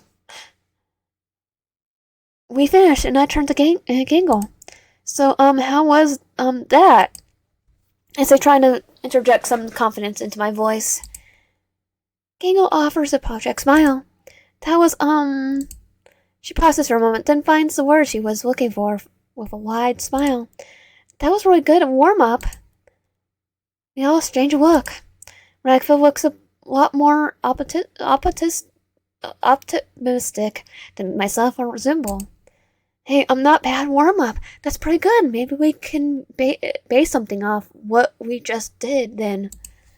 Before Zooble and I could provide our own feedback, Ragfa begins to play the classical style melody on her cello. I look at Zooble, who shrugs before picking up their drumsticks, improvising a beat to match the tempo of Ragfa's playing. I wait a bit, getting to a feel of the melody and the best Zooble was playing before I try to create a melody to bridge the two. But it's rough doing, especially because Zooble is playing their drums very loud, with no regard to how they're drowning out our instruments. Ragfa has to shout to make her voice heard. Hey Zooble, can you maybe play a little softer? Zooble gives Ragfa an annoyed glare. Can't you just play your cello louder? You're sort of drowning our instruments out. Zooble stops playing, throwing their hands up in resignation. You're begging me to be here, and now it's a problem that I'm playing? I don't have to be here. I could go back to the art room, and you can play cello with YN or something. Oh, I could go back to the art room too. Ragfa sighs as she stops playing her cello. You know, that isn't what I meant, Zooble. I just want us to... She gives me a meaningful look. We're together, right, YN? Zooble heaves an annoyed sigh of their own. I don't know what you want me to do. The drums are a loud instrument, Ragfa. It's just a bit, tense. How about YN I start and you join in? I have a bad feeling about this. But I go along with Ragfa's request, waiting for her melody again before matching it with a good chord progression. The song isn't the best thing I've ever heard, but it sounds like a classic-style orchestra piece. Once I'm comfortable with the chord progression, I cast a look over Zooble, who looks irritated and bored behind their kit. What do you think of this? Ragfa offers, trying to be helpful, but obviously oblivious to Zooble's simmering behind the drums. Zooble shrugs. Sounds great. Seems like you got this. Can me and Gangle go back to the art room? Zooble stands up, walking to the door. Gangle pauses for a moment. Come on, Gangle. Gangle makes her way over, avoiding eye contact. Wait, Zooble! Zooble slams the door behind themselves, and they and Gangle leave the room. Ragfa shakes her head. What do we do now, YN? I'll talk to Zooble. I say, walking to the door, catching them as Zooble tries to hurry Gangle back to the art room. Wait, Zooble! Zooble turns to face me. YN, we have a lot of art to do. Besides, don't you need to get to work on your duet with Ragfa? I throw up my hands. Zooble, I don't want to do this without you. Zooble looks away with a huff, crossing their arms, but pauses. Gangle, can you take the rest of the art supplies back to the room? Gangle gives Zooble a nod, leaving to collect the rest of the supplies as Zooble approaches me. Look, YN, I know that you're trying to do. I don't really care. I always started playing because you and Ragfa were annoying me about the drums. But Zooble! I'm not upset. I'm used to this. Wait, what? What do you mean by that? I'm used to not fitting in, okay? Being too... Zooble struggles to find the words they're looking for, can be frustrated. Too different. Too much. Just wrong. They clench their arms, giving me a sigh. Zooble looks miserable right now. Look, I know I'm being a jerk right now, but just... Watching you and Ragfa, match each other's energy and just playing together perfectly. I just felt like I didn't have a place to fit in there. They look away. I don't even know why I'm telling you all this. I put the reassuring hand on Zooble's shoulder. Hey, look, it's okay. It's cool. I didn't mean to make you feel left out. I'm sorry. I can just tell Ragfa that she's going to have to play her cello solo if you didn't want to do this. Isabel gives me an uncertain glance. But you seem to really enjoy playing piano. Yeah, but I agreed to help you and Gangle first. I give them a smile. Ragfa is nice to talk to sometimes, but I really want to hang out with you. Zooble blushes, looking away. And I really like your drums. Thanks. Whatever. They seem a little flustered. Anyways, it's getting kind of late. Actually, we put away the art supplies. Do you want to walk home with Gangle and me? I nod. Yeah, that sounds fun. It sounds good. Zooble nods. After a few minutes, they finish up, and we head back together. Our conversation drifts to the upcoming cultural festival as the three of us walk back. I wonder what type of food Principal King will get us for the festival. Do you think there'll be food trucks? Maybe there'll be a ramen stand. The kind of with cute paper lanterns and shades. She says, eyes sparkle with excitement.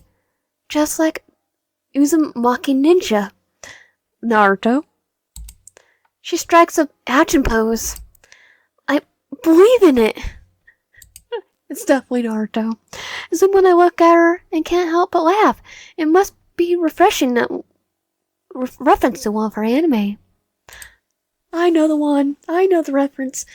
With a smile, Gangle walks ahead of us a bit. What do you think will be there, Zooble? Zooble shrugs. Dunno. Kane is weird. Hard to tell what he's going to want to do. I nod. Well, what if you could pick? Zooble looks at me, surprised. Like the food? They pause for a moment to think.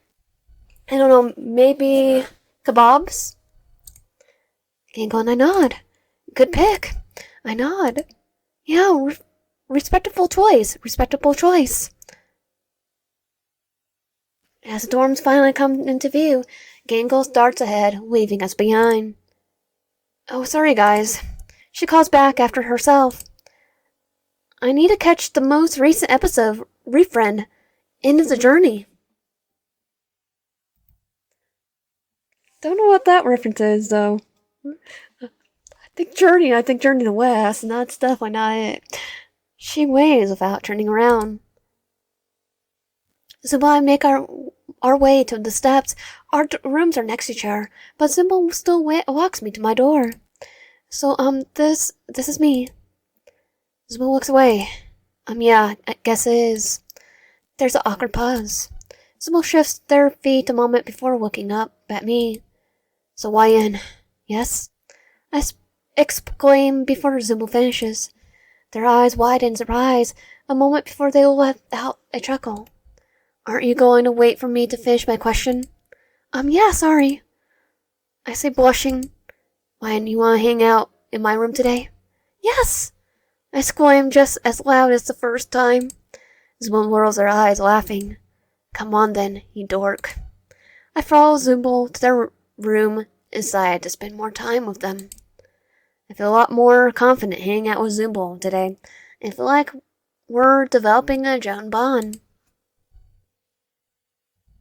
As we step in, I'm greeted with a buzz of gold neon lights, mirrors, and line the walls by the bed. Zooble pops open their closet before tossing their bag inside. I notice a box with some lettering on it poking out of Zooble's closet. What's the box? Zooble looks down, looking a little surprised before pulling the box out. Oh, these are my spare parts. They say, like there's an ordinary thing to just have laying around. Spare parts? Yeah, basically my limps and stuff are kind of... They pause a moment to think. I could swap them around. Is it for the one with the walkie watch? Can I see? I say before I can stop myself. I mean, if you want to, or if you're okay with that. I offer apologetically. Zooble looks down, thinking a moment before blushing. Yeah, sure, if you want to. As Zooble finishes pulling the box out of their closet, I can see the lettering on the side spells out the words Zoobles. Go crazy, I guess. I get on my knees and start digging in the box, soaring through a similarly endless assortment of colorful amenities. Zooble sits down, watching me. I reach in and pull out a plastic yellow arrow, holding up. That can go on my head, actually. They say, taking the arm from my hand. Without a word, Zooble puts their little lightning bolt out of their head. They inflex the arrow in its place. Like this. Whoa! I'm awestruck for a moment, then I ask, Can you do that with all your body parts? Mostly. It takes a little struggle for some of them. Some of my parts, though. Now check out this piece. I say, pulling out a piece of piece sharpened like a bat wing. That one's so cool. You think? They say, looking at me before plucking the wing off their back, pulling the bat wing in its place. As I keep looking, I find a oversized spotted green arm. This one is wild. Frog arm. Too big for me to use often. I put it back in the box and keep looking. I wonder if Zooble has tried every piece in this box. Wow, all the striped ones in here. Yeah, I don't really know what's going on with that. Guess Kane thinks I look cooler if I was a zebra or something. They snore. I laugh along with them. I find a large tentacle-shaped appendage. Any fun stories with this one? Zooble blushes. I don't know anything other than that one. I don't know anything about that one. They turn away. We became wanting to do an underwater adventure. I wore it out once, but Gangle was sort of weird about it. I don't want to explain that to you. I'm not sure what that meant about that, but I just shrugged and put it back. This one isn't one of Zooble's likes much. I find a large 4-pointed star-like shape and hold it up, puzzled over it. It looks way too big for a head accessory. Oh yeah, that one's a chess piece. Chess piece? Yeah. I don't usually use these ones because the uniforms Kane gave us doesn't really fit well on them, but before I can protest, Zooble begins unbuttoning their uniform. I can't but blush. I knew Zooble and I were getting closer, but this... I still peer between my fingers. Zooble rolls their eyes. Underneath their uniform is a featureless spotted body, vaguely bean-shaped. Then they pull out their uniform and place it with the star. Like this. They sigh. You can look, Wyan. It's not like I'm showing you the goods or something. I still can't help but blush. This is the first I've ever gone with someone else. Zooble removes the chest piece and buttons their shirt up again. Wow, that's cool. It's really neat. You have so many parts you can swap between. I wish I could just swap my arm out like that, for a chainsaw arm. How are we gonna use it though? I say, making a whooshing noise as I make a chopping motion with my arm. Zooble rolls their eyes. Well, I'm glad you think it's cool. They say, sounding a little annoyed that as they swap back to their normal body and start putting the spare parts away. Oh, I pause. Did I say something? They stopped themselves. Never mind. It feels like all the energy went out of the room. Hey, Zooble? I turned to face them. I'm sorry. Zooble looks at me, flustered. What are you even sorry for? Why are you saying that? I didn't know. I meant, but I feel like I said something wrong and I really didn't mean to upset you. Zooble blushes a bit. Can I tell you something? I nod. I'm stupid. It's stupid. And I haven't told anyone this before. They pause. Except Kane, but he doesn't listen to me, so he doesn't count. But they hesitate before sighing, looking me in my eyes. I hate this body. What? I hate how silly I look, and how it just comes apart and goes back together. They begin pointing to parts of themselves. I hate this dumb, oversized eye, and the weird beady lips, and how these are so many parts in the box, but their eyes cloud. Their voice is uncertain.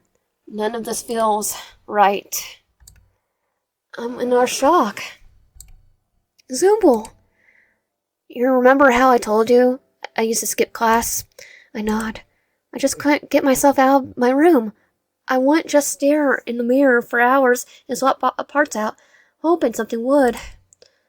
They curl on themselves, wrapping their arms around their knees. Immediately regret asking them to try on their pieces. This is clearly something that really upsets them a lot. I'm sorry, Zooble. I had no idea. I glance at the box of Zooble's parts. A spare eye seems to stare back at me. Accusation. I never felt so low. I can't believe I asked you to. Zooble shakes her head, putting a hand on my shoulder. Trust me, Wyan. You didn't ask me to do anything I haven't done a dozen times. Or anything I wasn't comfortable doing in front of you. I'll say that was the first time someone told me they thought my parts were cool. I smiled at them, helping them push the box back in the closet. Want to do something else? I nod. What did you have in mind? How about the henna tattoo? Did you say they took some advanced toes to prepare? Zooble nodded, producing the ink from the desk drawer. I did, but I prepared it ahead of time in case you ever wanted to come over and hang out. They look at me up and down. So, where did you want the tattoo? I paused for a moment. How about the back of my shoulder? Zooble shrugs. Sounds good to me. Do you have any cool designs you know how to do? Zooble nods, showing me an array of etches they use for the henna dye. Any speak to you? I get this one. Zooble goes over to the boom box on the floor after I picked the Etzel, playing on some waxing music as they get their supplies ready. Even though I had to strip down after getting soaked this morning, I'm still a little shy as I take off my top for Zooble. They already saw us. They literally already saw us. Nearly, maybe just with our bra and underwear. Zooble sets the envelope against the back of my shoulder before dripping their brush in the ink and applying it. A loud, involuntary shiver. So cold. Come on, Wyan. If you move, you're going to mess up the tattoo. And come on, we did colder stuff. We went into the water and the freezing. Sorry. After I get used to the coldness of the pace, it actually feels kind of good. Zooble is quiet, completely focused on the tattoo as they work behind me. I'm grateful for the relaxing music that fills the silence, but try to come up with something to talk about with Zooble anyways. So you used to be a bartender, and also used to be a tattoo artist? What other kinds of jobs have you done? Well, I technically worked at Spudsley's for a day, but I don't really count that. They pause. I wanted to go back to school, but life had other plans. There's a moment of silence before I could think of another question. Well, aren't we in our back to school now? Well, do you have any other hobbies? When did you pick up drums? When I was a kid, I started playing drums. They say going quiet for a moment as they focus on the specific part of the pencil before continuing. Aside from that, I guess I used to check out abandoned buildings, but mostly it was just drums. It's like, wait. The more I learn about Zooble, the more I feel impressed by them. It's like every new thing I learn makes Zooble cooler, even if they didn't see themselves that way. You were really good at drums earlier. Did you play for a band? So, yeah, we never really made it out of my parents' garage, but we did a lot of punk and hardcore style stuff. I really liked it. If you come back tomorrow, I bet we could get something really amazing for the festival on Friday. They pause again, then they reply, it's a bit quieter than before. Maybe. They say, so what about you? What do you do for fun, Wyan? I think for a moment. Well, I do play piano a bit, and sometimes I watch anime. I travel off, but that's it. And there doesn't seem to be all that much to do on school grounds, so I guess I won't really do much with my free time these days. Yeah, tell me about it. Sometimes I get so bored I feel like I'm going to go crazy. I nod. Totally. If I didn't have you and Gangle to talk to, I feel like I would have gone crazy already. Well, we did Jack, so we did go crazy already. Oh, so I'm surprised you don't all hang out together more often. I feel so lonely when I'm alone in my room. But when I have someone else to hang out with, the school doesn't seem so bad. There's a quiet moment as Zoom will finish up the tattoo. Alright, and done. You need to let it sit for a bit.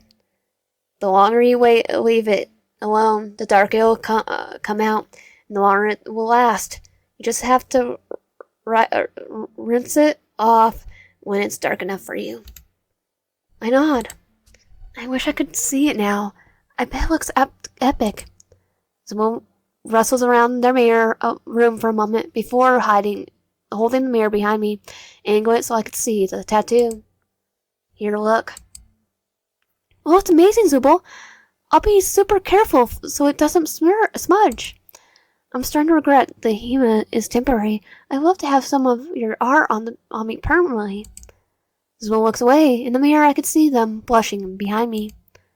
That's really nice of you to say. We both sit there, near of us, sure how to break the awkward silence that has settled between us when an unexpected third party does it for us. Well, what is going on here? He pops into existence, just over my left shoulder. Zooble, I almost jump out of our skin. Kane, what the frick are you doing in here? The real question is, what is this shirtless Wahid doing in your room past curfew? He says, leaning towards Zooble as he pokes his cane in their eye. You of all people know we have to abide to a strict PG rating, so I can't let either of you, two hormonal students, go any further. Zooble exchanged a look, blushing furiously. Kane, shut up, we aren't doing anything. Kane, it's not like that. We are just... Zooble stumble over each other's words as we try to clarify that nothing dirty was happening. Sorry, can't risk anything. The FCC will have my hat if I let this go on any further. He chases the top hat he was wearing. And nobody takes my hat. I'll take your hat. I'll give it the black hat for...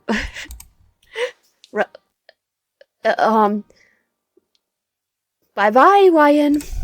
He grins, snapping his fingers. I am instantly transported to my own room. I checked the mirror.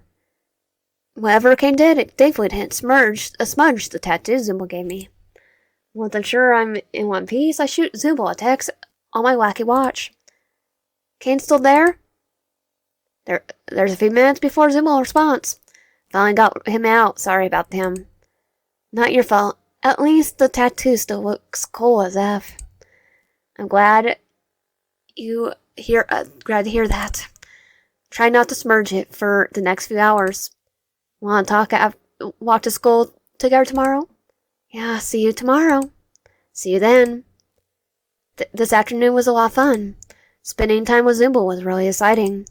As I drift off to sleep, I start to wonder if my feelings for Zooble are running deeper than I originally thought. Day 3 complete.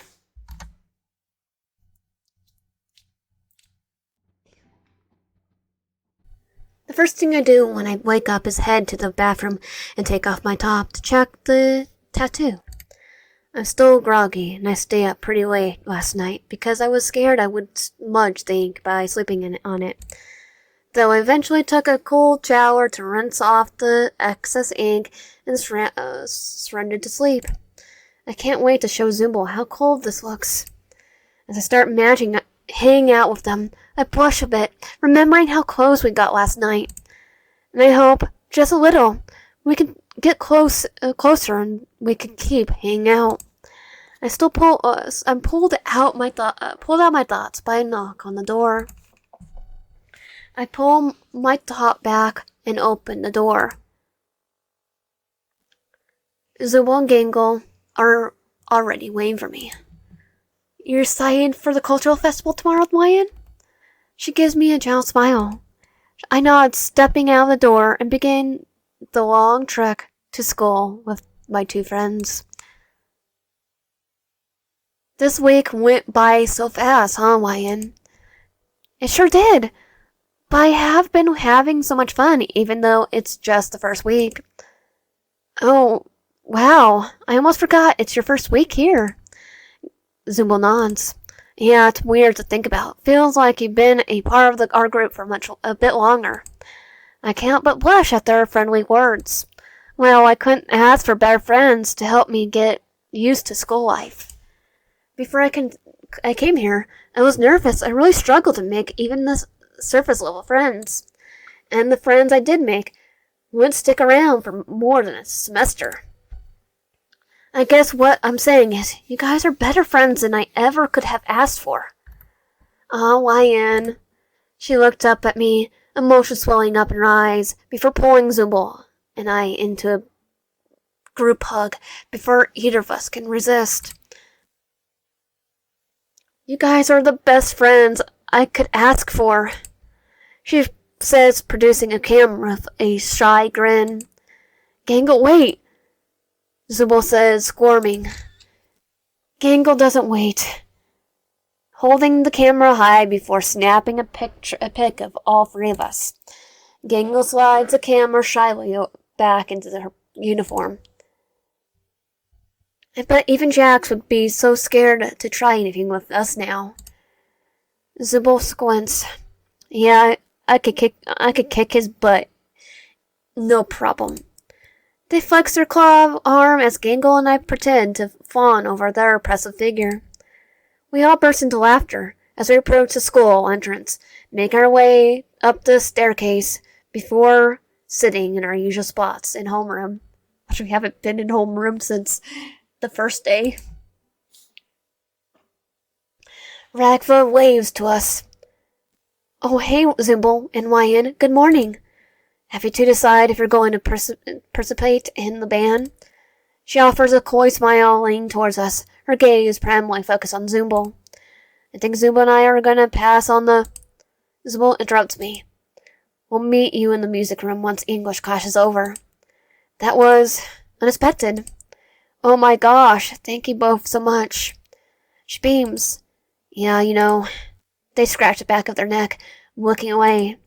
I don't think I was being really fair to you two yesterday, so, they pause. Sorry. Zooble barely gets their apology out before Ragva jumps to offer one of her own.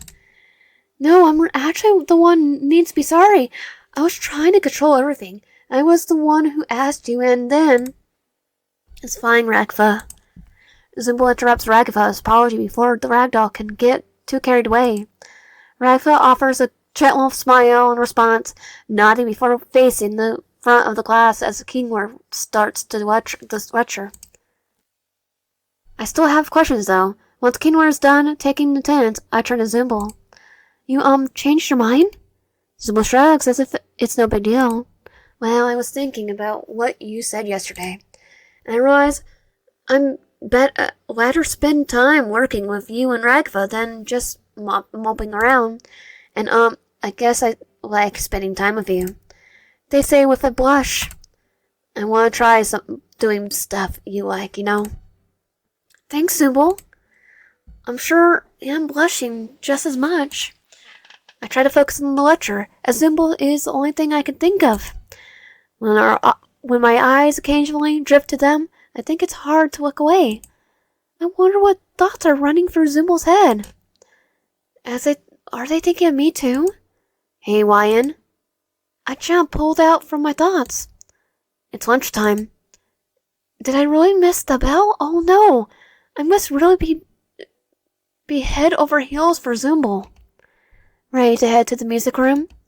I nod enthusiastically. Zooble turns to Gangle. Hey Gangle, Wyan and I are going to help Ragva with the music thing. You want to draw in the music room while we do that? Gangle nods. I'll get my stuff from the art room and meet up with you guys. Waving me and Zooble to walk to the music room. Just the two of us.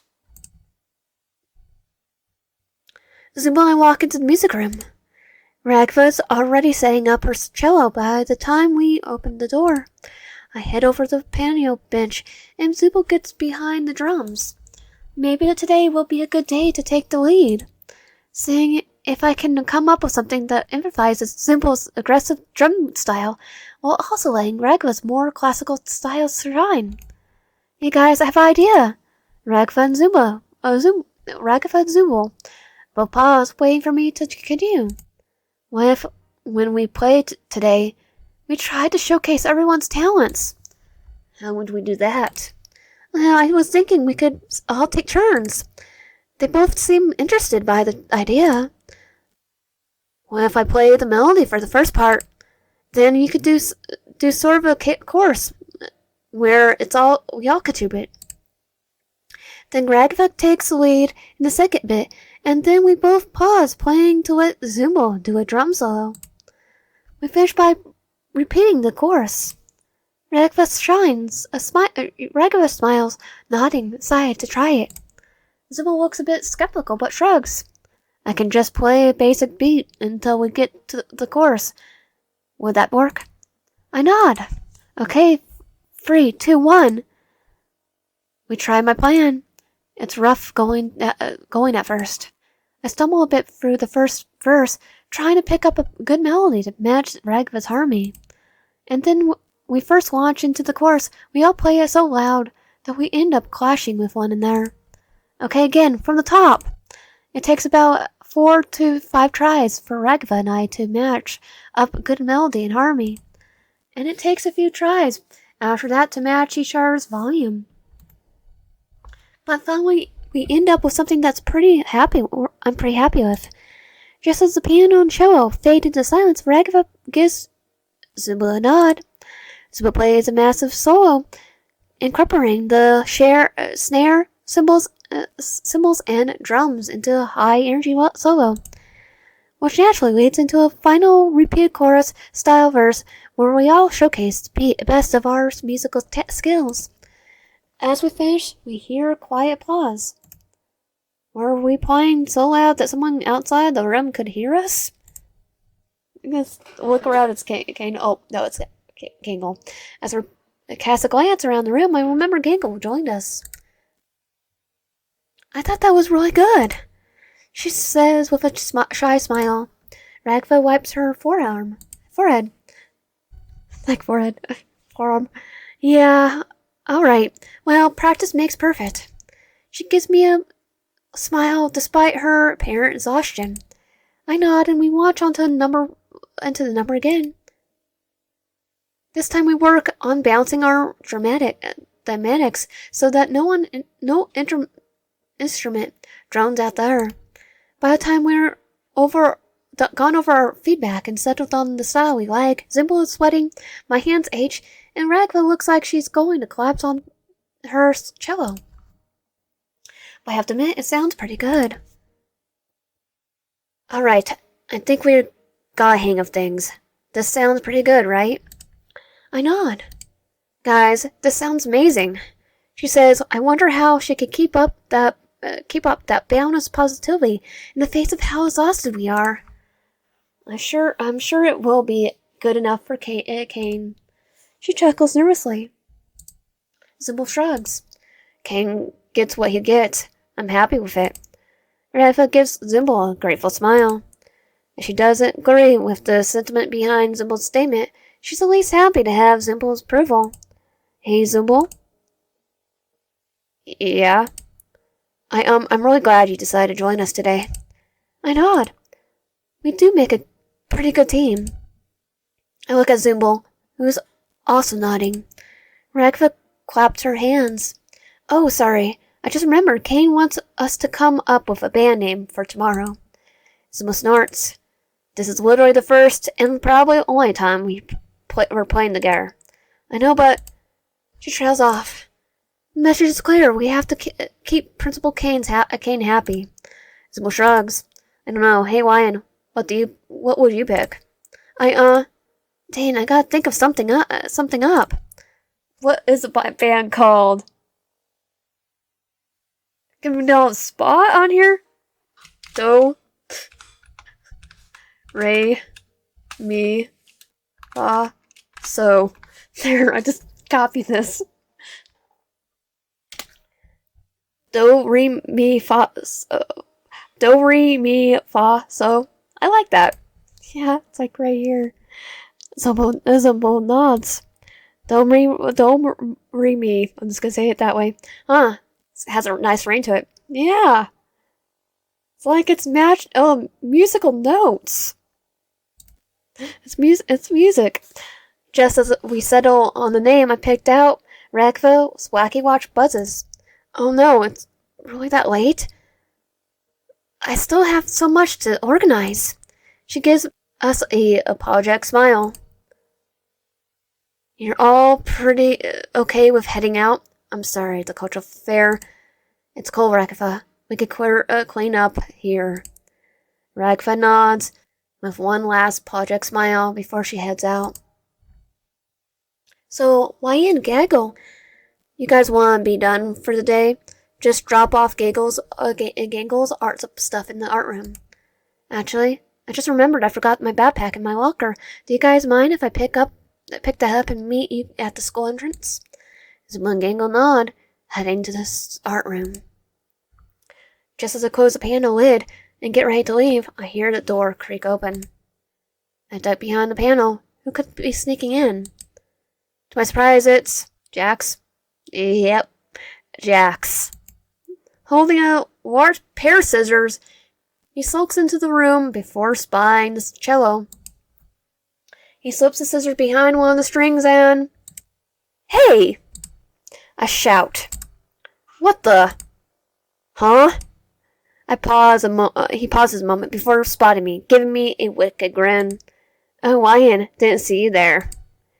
What the heck are you doing? Lex just... He closes his scissors around the string. Of a sad, high-pitched twang, the string is cut in half, completely unusable. This... Of course he would. His grin widens. Well, why? The words fail me in the face of Jax's undisguised euphemism for his own cruelty. To mess up the cultural fair, duh. He says like it's a normal motivation. And after I finish up here, I'm gonna go throw paint all over the art room.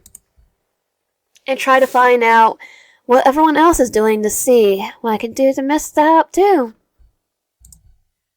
But just, I say, still not fully understanding. Why? Jax rolls his eyes. Because I can. And because it's funny. He says, snapping another string on the cello. Could you maybe not do that? He looks at me, completely deadpan. No.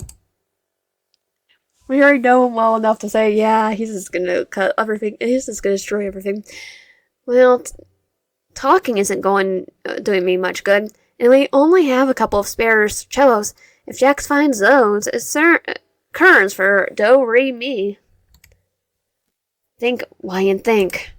What would Zooble do? I want you to action. Hey, wait! Jax has a moment before I launch myself towards him, tackling him into the wall. I won't let you mess this up. We worked really hard. Get... He squirms trying to get an arm free. I bite it. Ouch! What the heck is wrong with you? What the heck is wrong with you? I bite. He keeps wiggling as I try to wrestle the scissors away from his grasp. Get off me, Wyan. I will stab you. Stop! Just stop! Jax's scissors nick my sleeve, and I recoil. Did he actually just try to stab me? Jax pulls out a knife. I got a bigger one. I stumble backwards, knocking over a bell from the drum set, which falls to the ground with a immense clatter. The noise attracted someone's attention, and the door to the room flies open, and it storms. Of course. What the heck are you doing in here, Jax? Jax eyes my sleeve. I didn't mean to do that. I was just... You are so dead.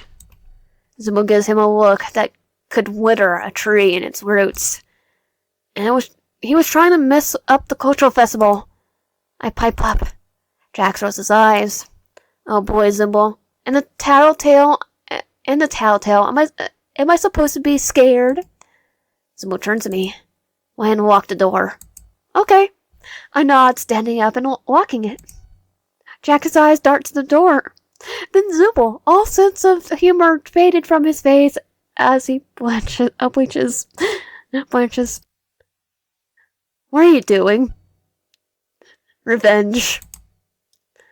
Wait, hold on, don't... Oh, fuck, stop! Never. Zooble's wacky watch buzzes. Oh, that Gangle. She just made it back to the dorms. Apparently there's a new episode of her favorite show on tonight. Sorry, you got held up for me. I giggle nervously, but Zooble shrugs. It's fine. I would have just worried about you if I left you alone after I heard the bell fall anyways. You were worried about me? Zooble blushes. Yeah, a little. Why are you asking that? I blush too. I just want to, that is, I don't have a good answer, so I just give Zooble a shrug. I still should have guessed Jax would try to mess things up. I nod. Yeah. I can't believe you tried to fight him off, though. They laugh. I laugh a bit, too. That's pretty brave of you. Well, you can't always be the one who stands up to him. But honestly, I was just trying to think of what you would do. I guess you could say you inspired me. What I would... They trail off, blushing before continuing. Well, that's cool. That you thought of me. The tension is so thick that you could reach out and cut it. I leaned in closer to Zooble, when suddenly... Zooble, Wyan, graduations! Confetti bursts into the air. Kane!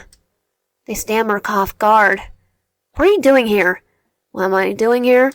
He repeats the question, even as the confetti flutters in the air around me. Oh, he snaps. You and Wyan just won the Cultural Fair Champion Award, he says without explaining what that means. Seemingly frozen place, meaning they prompt him. Meaning you two put in a truly impressive effort in making the Cultural Fair a success. From working on art with Gangle, helping Regtha form a band to provide live music, to even flaunting the wicked plans of Jax to ruin everything at the last moment. You two have worked your rears off just to make sure the Cultural Fair goes off without hitch. Another burst of confetti floats down. I salute you, he says, saluting a third wave of confetti exploding and covering the path. And your word is? he says, conjuring a jumble from somewhere. A location of your choice. A location? Not the mall this time? I'll let you two go anywhere at all. Anywhere? Anywhere that they want. Dear study audience. He says, looking at a random direction. So, like, would a real bar with alcohol be allowed? Kane twitches. That was only once, and because the suggestion box requested it, and we need to maintain a PG rating, Zooble. It's still PG. He said anything. They assist. Kane twitches again, his eyes circling around colors for a second before straining up. Okie dokie, a brand new bar it is. He waves his hand. Check it out. Enjoy your responsibly. As Kane disappears, my wacky watch buzzes. A notification on the screen tells me there's a new location that has been added. Someone peers down at their own watch. He actually did it. I nod, looking at Zooble. You brave enough to try it? Last time we hang out at a bar, you lost control, and there wasn't even any alcohol in what I served you. I blush at the reminder. Zooble laughs. I'm just messing with you. I try to calm my nerves as we walk back to the dorms together. So, if her show is over, should we go invite Gangle? Zooble shrugs. We don't have to, they say, blushing before they continue. I actually think I'd like it to just be us two again, tonight. I look at my feet, too embarrassed to face Zooble, but nod. I like that too, I say, before nodding and turning to face Zooble, who's still blushing. But first, I'm gonna change into something more comfortable. Sounds good, Wyan? Yeah. Oh, yeah, me too. I can probably get a change and get to the bar in an hour. That'll work for you? Yep. We'll make our way up the steps, parring once we get to our respective rooms.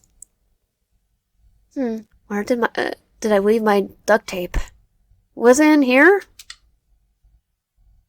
Of course. I love it. Oh. Butterflies fill my stomach as I step into my room and try to pick something out. I can't believe this is actually happening. The first place I look is my closet. Surely there has to be something more exciting than my school uniform. And it would feel really weird to show up in the bar in a flush-pressed school uniform. I'm pretty sure that violates a student dress code of conduct. I'm surprised to see a garment bag hanging in my closet with a big red bow draped across. I read the attached letter. No. Looks like the Principal Kane's doing. Hey, Wyan, since wearing your uniform would violate the code of conduct here in the amazing digital cami, I decided to add an extra gift. This set of clothes. Enjoy. Even reading the note, I can hear his overzealous enthusiasm. Still, I'm unnerved. I unreveal the oversized bow and unzip the front. I hate to admit, it's a pretty sharp number. It's a nice black dress, and a gold necklace has even been included, with a matching set of black heels. This will be sure to catch Zooble's attention tonight. I try on Kane's gift, and it fits perfectly. I'm practically skipping. I'm so pleased with this number as I step into the late autumn night. This bar isn't too far, which I'm grateful for, as the shoes Kane lent me are more for looking nice than actual walking. Ooh, nice bar. As I get inside, the space bustles with a low murmur of people talking. There's a stage in the center of the space, surrounded by dining tables. Looks like it's a jazz bar or something like that. Look around for Zooble before spying them. Hey, Wyan. Oh, nice uniform. They wave a claw at me. Wow. I eyed their outfit, and I couldn't help but blush a bit. Somehow, even though I see Zooble put on and take parts off their body, there's something even more intense about what they're wearing now. Zooble rolls their eyes. So I could take it you like what I picked out for tonight? Yeah, I stammer. Do you think I'm overdressed for the occasion, or Zooble scans my outfit, turning away, trying and failing to hide a blush. Sure, yeah, it looks good. I mean, they clear their throat, offering me a crooked of their arm, which I happily take as we walk up to the bar. You think you look good tonight? They remark once more as we ascend the staircase. We walk up this well-polished bar, sitting on stools next to one another as we peruse the menu. The menu advertises it's a karaoke night. Are you good at singing? I laugh. Trust me, you do not want to hear me sing. I'm off key. They shrug. A red mannequin pushes the mic as we both pick out our drinks. The piano backing track begins as the mannequin starts singing a musical number. I've been cheated by you since I don't know how long. Suddenly he vanishes. What in the... Zooble rolls her eyes. Don't worry, it's just disappearing guy. Disappearing guy? He just shows up sometimes. They say sipping the martini they ordered as I look at them, utterly confused. He's just one of Kane's NPCs. I try not to think too hard about that as I slip my vodka lemonade. So like, that isn't something that just happens if you go up there? Zooble shrugs. Probably not. Next figure to approach Mike is a large figure that appears to be made of large bubbles. The more bass line begins to play. The bubble figure lings into the mic. Brr. He says into Mike, but it's impossible to make out what he's saying. It sounds like someone speaking too close and too loudly into the low-quality microphone. Shall he give the mic some space? Nah, that's just Orbs, man. He sounds like that.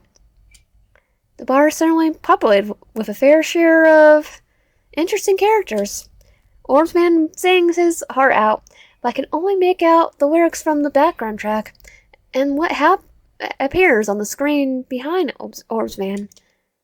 However, everyone applauds when Orbs man descends in the stage, so I guess he did a good job. Zooble downs their martini in one last gulp, wiping their mouth. Alright, guess I'm gonna try something. Wait, really? I say. I mean, yeah. They shrug. May as well, since it's karaoke night. I watch as Zooble goes out to the person emceeing the karaoke. They have to go back and forth a bit, but eventually Zooble picks a song that the MC has. Lights come up in the opening bars to a well-known jazz standard. Are they singing Fly Me to Mars? Fly me to Mars. Let me watch the planets turn. I like to know what summer's like on Venus or Saturn. As I sing, I don't know if it's the vodka lemonade talking or my own genuine feelings, but I get completely lost in their voice and their eyes. Colored lights swirl around and the karaoke song lyrics glow behind them, and I can't but focus on Zooble. It's as if the lights of the bar themselves dim it, and if every background noise goes silent, and if the world is just me on my bar stool and Zooble on the stage. As the song comes to a close, they make the direct eye contact. In different words, I want to be with you. In a different world, I like you. They sing, looking at me. I melt. The bar applauds as the Zooble performance comes to a close. The bar lights coming back up, laying the crowded floor back into reality. Despite their blush, Zooble takes their seat next to me. That was... I know, I'm not really good in the right range, and the song is corny anyways. They scratch the back of their neck. Amazing. Zooble seems surprised by my response as they look away. Well, I guess. I'm glad you liked it. I loved it. I swoon before catching myself. The song. That is, it has a lot of sentimental meaning to me. Zooble turns to me. Really? Yeah, my mom really liked Hank Ben Batra, so it was always playing in her old turntable. Your mom has a good taste. Yeah.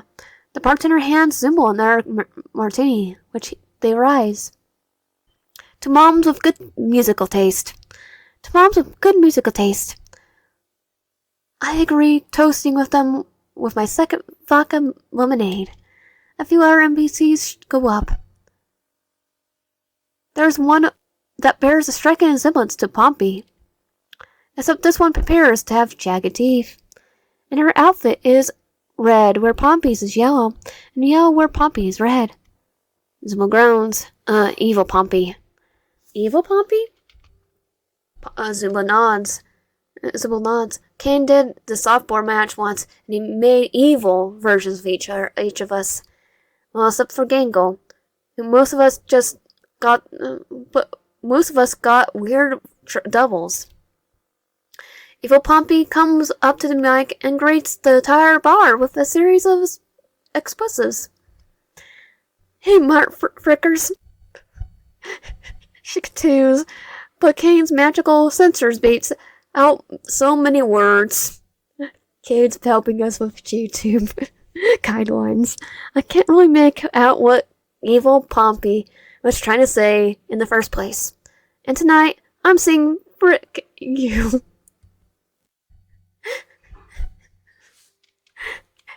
Didn't know there was a song called that. A punk track plays as Evil Pompey launches into a song that is somewhat almost entirely words disallowed by Kane's censor.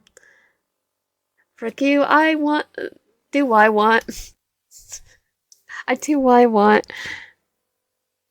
I do in the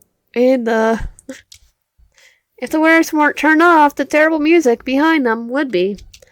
The guitar sounds like a pleading for death.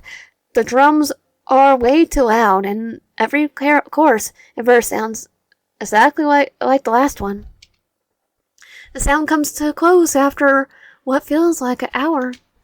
Evil Pompey does a bow, baring her sharpened teeth. Thank you. Nobody pause. Which unfortunately seems to piss off Evil Pompey. Hey, where's my cheers? One person lets out a solitary whoop, which only seems to strike her anger. You know what? I'm not getting this off the stage, not until my talent receives the appreciation it deserves. Just goes MC, demanding another song. Zooble and I are subjected to another free, grueling moments of raw noise as Evil Pompey shouts into the karaoke mic. I would prefer 5 songs by Orbsman to one more song by Evil Pompey.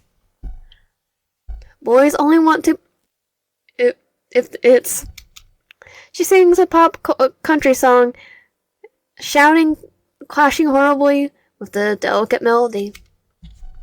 I tried drowning in their vodka lemonade, but it doesn't make listening to Evil Pompey any less painful. But it does give me an idea. Evil Pompey finishes the song in very light applause. The noise inside the karaoke bar is comparable to the hostile situation, and I can't let this keep going on. That is weak. You guys need to applause 10 times louder next time, she demands. I approach MC. Can I sing the next song? The MC is a mannequin with a head on, wiping their brow. I can't read their face, sing as they don't really have one, but I can tell they're relieved. Yes, please, anything but. The MC glares at Evil Pompey. More of that. I nod. How about Neil Z's high enough? The MC nods. As a couple of bulkier mannequins take Evil Poppy under their arms, hauling her out of the bar. I get behind the mic as a familiar intro plays. I look around the bar, and my gaze instantly focuses on Zooble once it picks them up. There's no Zeef high enough. There's no low. If you want me, call for me. No matter how far you are, I'll be there by plane or car. 'Cause there's no Zeef that's too high. There's no mountain too high. I begin to belt the alcohol and passion, overcoming my own thoughts. And no blank so low that it would keep me apart from you. I say, point at Zooble. Zooble blushes, walking up to the stage. What are you doing?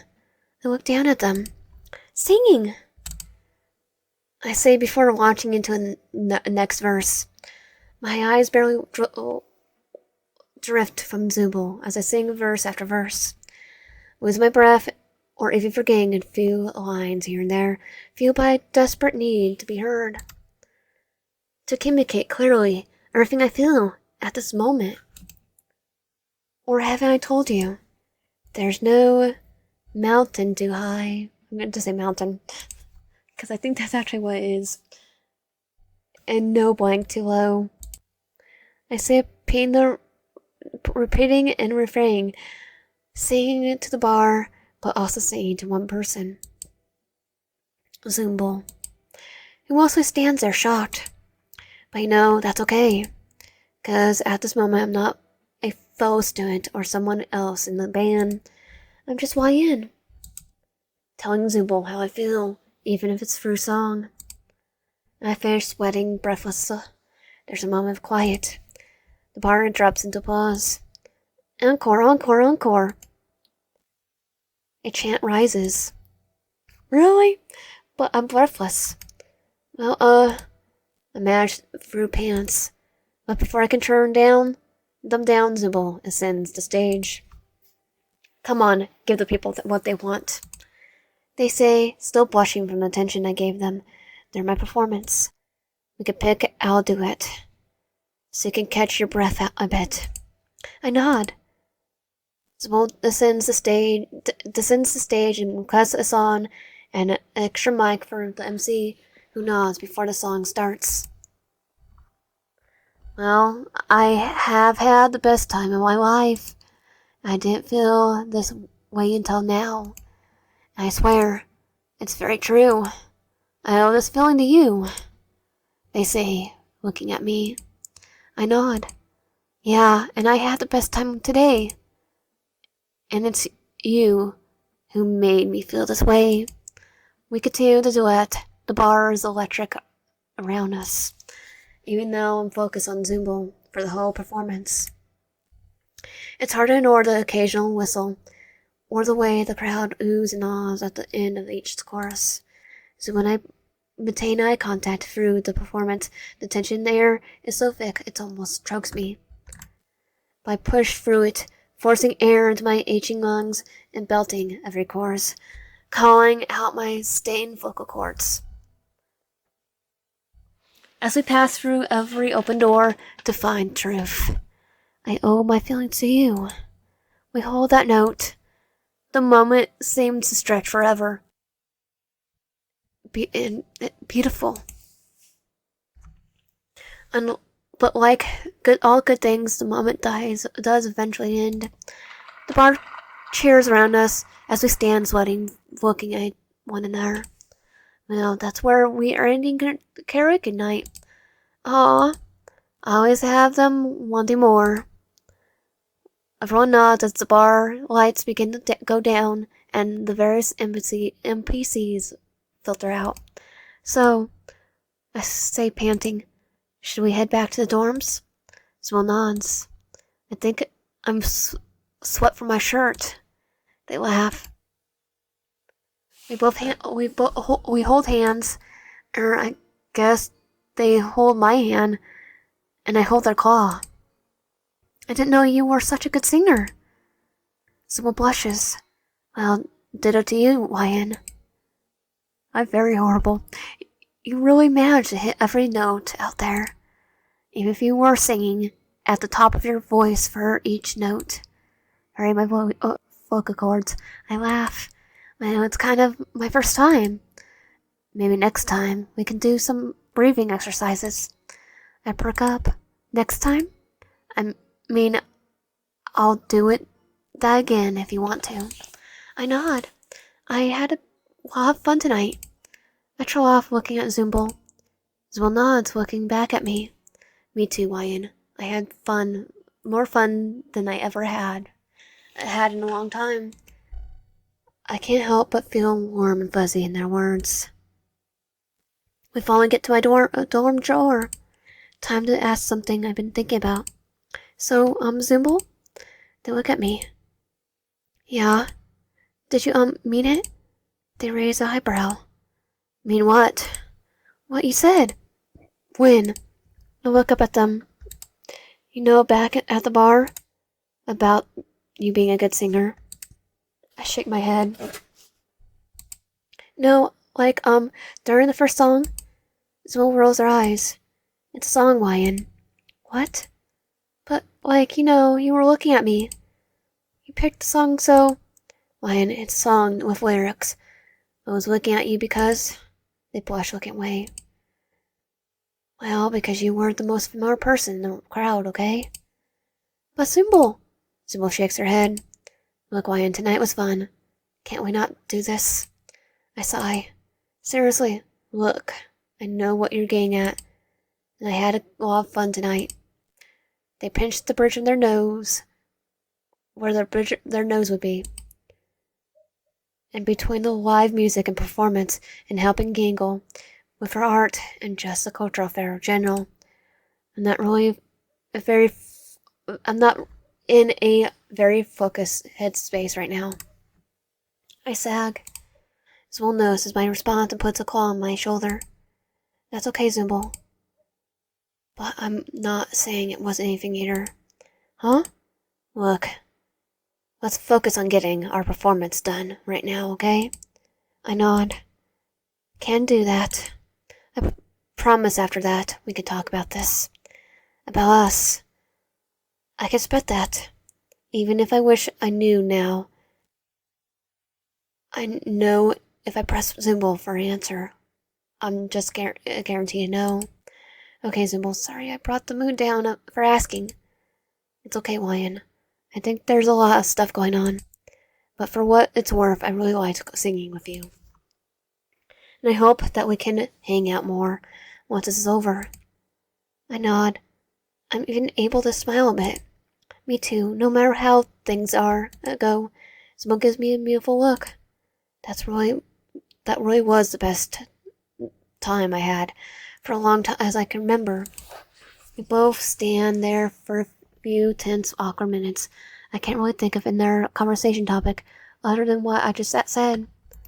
So we should probably get some rest for the performance tomorrow. Zooble seems relieved that I said that. Yeah, exactly. I'll see you tomorrow, Zooble. Yep, I'm looking forward to it, YN. I give them a smile before I close the door. Knocking at definite answers, leaving a sour taste in my mouth, but I can't deny that today I felt closer to Zooble than I ever have. I really hope this leads to something. I think about the night we shared as I drift off to sleep. Day 4, complete.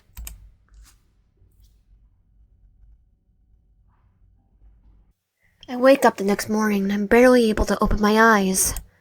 I spent all the last night tossing and turning, trying to calm myself down. But I just can't. Not after how I left things. Still, I yawn and force myself out of bed. I lazily pull on my uniform and try to make myself look presentable for the day. That must be YN. Zooble. Hey, YN. We have to head to the cultural festival. You ready? Just a minute. I call back. Still, no matter how much I adjust to my uniform and try to fix my hair, nothing seems right. I keep trying for some time. Lion, come on. We can't be late. Ragfa is already blowing up my wacky watch, asking where we are. Crap. I decide whatever state I'm in, I will have to be good enough. Lion, I open my door just before they manage to knock. Zuma looks at me up and down. You look terrible, I know. I can't really get myself looking right today, so let's just go. I was gonna say, kind of punk rock. Really? Yeah. I don't hate it. Well, that was unexpected. But still pretty decent, as far as responses go.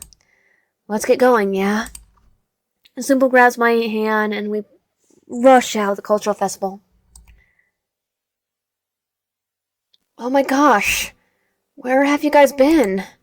Lion wouldn't stop trying to give themselves a makeover on the way over. Isabel snorts playfully. Hey, I wasn't trying to...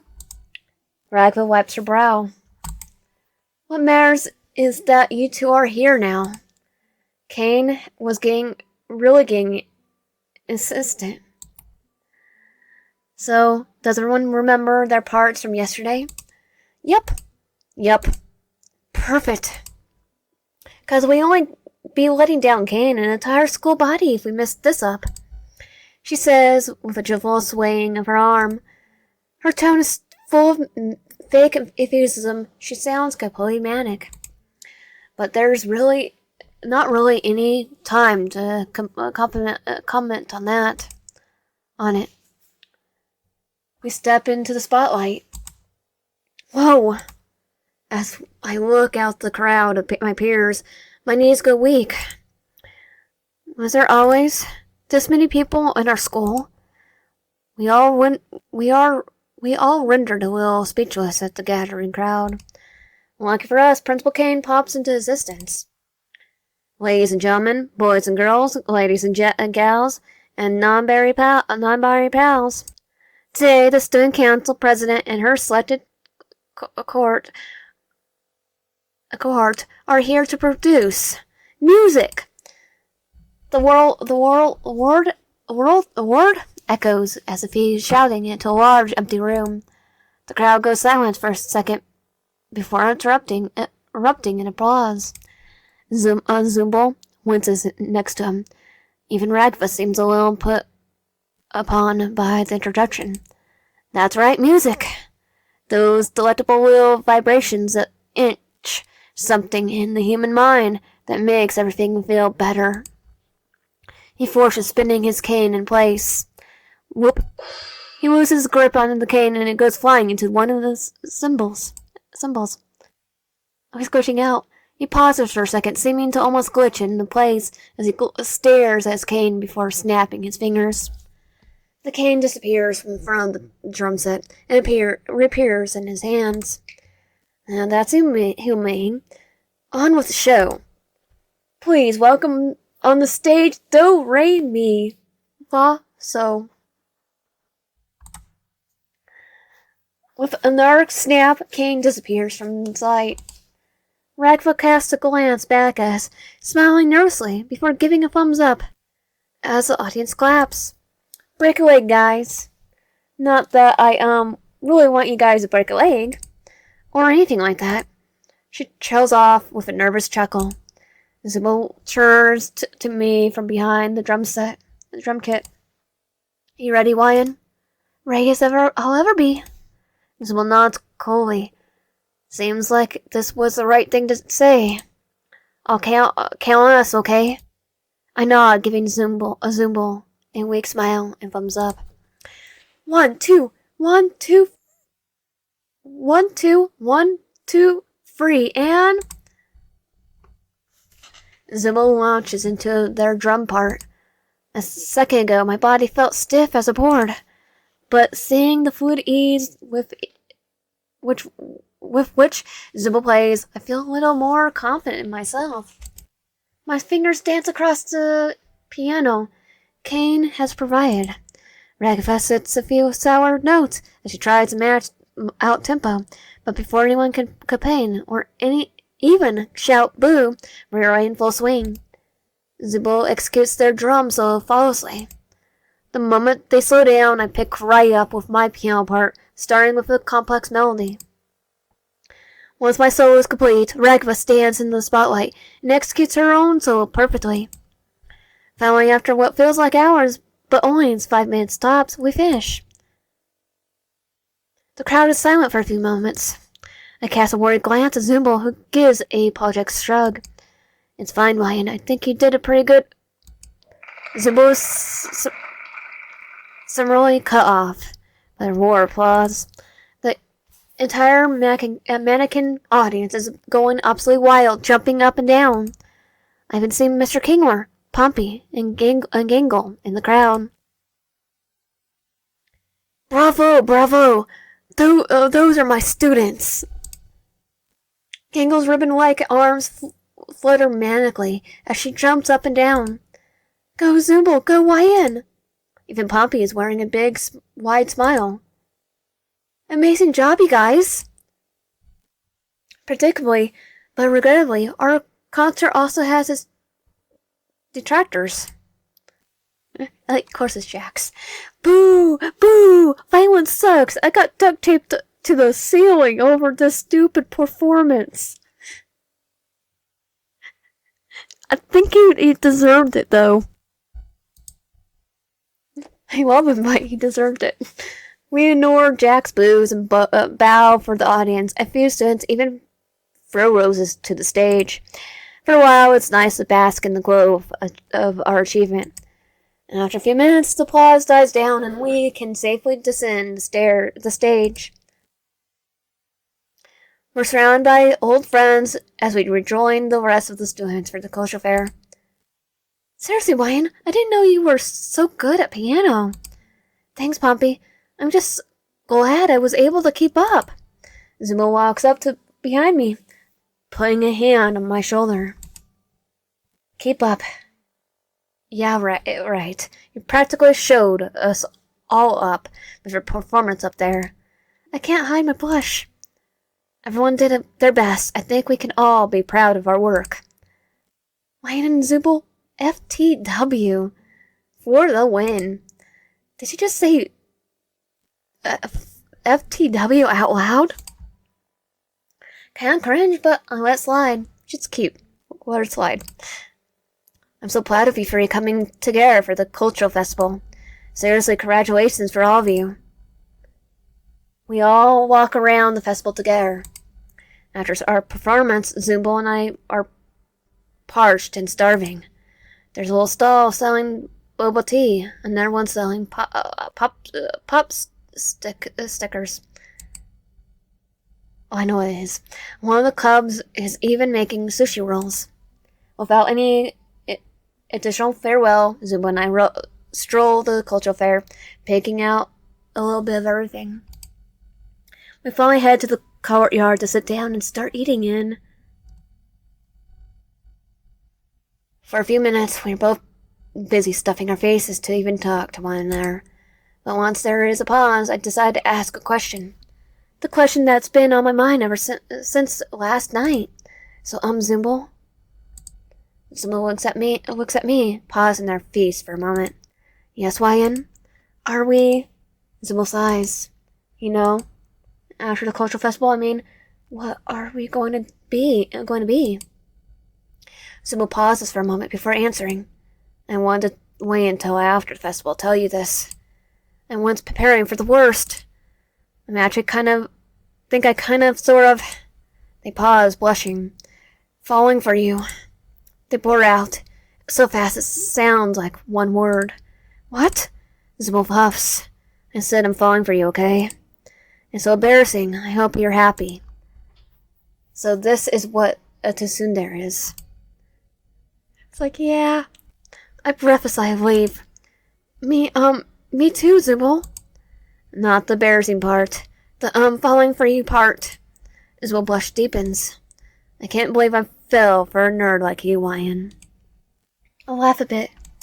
Yeah, I can't believe you fell for a nerd like me either. Sybil puts her hand on mine. Still though, you always managed to, I don't know, be there for me, I guess. There were times I got flustered with you, or times I've wished you would have just pulled back. But it's like you just knew, no. I think I do. You knew when to give me space, when to push me, what to say to make me feel less alone. As bullying's in, I never really felt seeing like this before. I can't promise I'm always going to be easy to be around, but I really want to give this us a shot. I do too, Zooble. I say, meeting them halfway across the table. Even though Zooble doesn't have lips, I plant a soft kiss on where I'll imagine they would be. Their faces glow as they push against my face to, well, reciprocate my efforts. Cute! What? Gangle? Gangle hides her camera, feeling as Zooble gets up to the pursuer. Gangle, delete that picture. No way! I got the spicy mama on camera. Spicy, Gangle? They chase each other around. I can't help but laugh at the sight. Eventually, Zooble runs out of breath and lets Gangle escape with her spicy picture. Zooble sits down at the table, snapping their fingers as they look at me. Hey, Ryan, I almost forgot. Me and everyone else in our class are lighting some fireworks on the rooftop once the festival winds down. You in? I nod. Of course!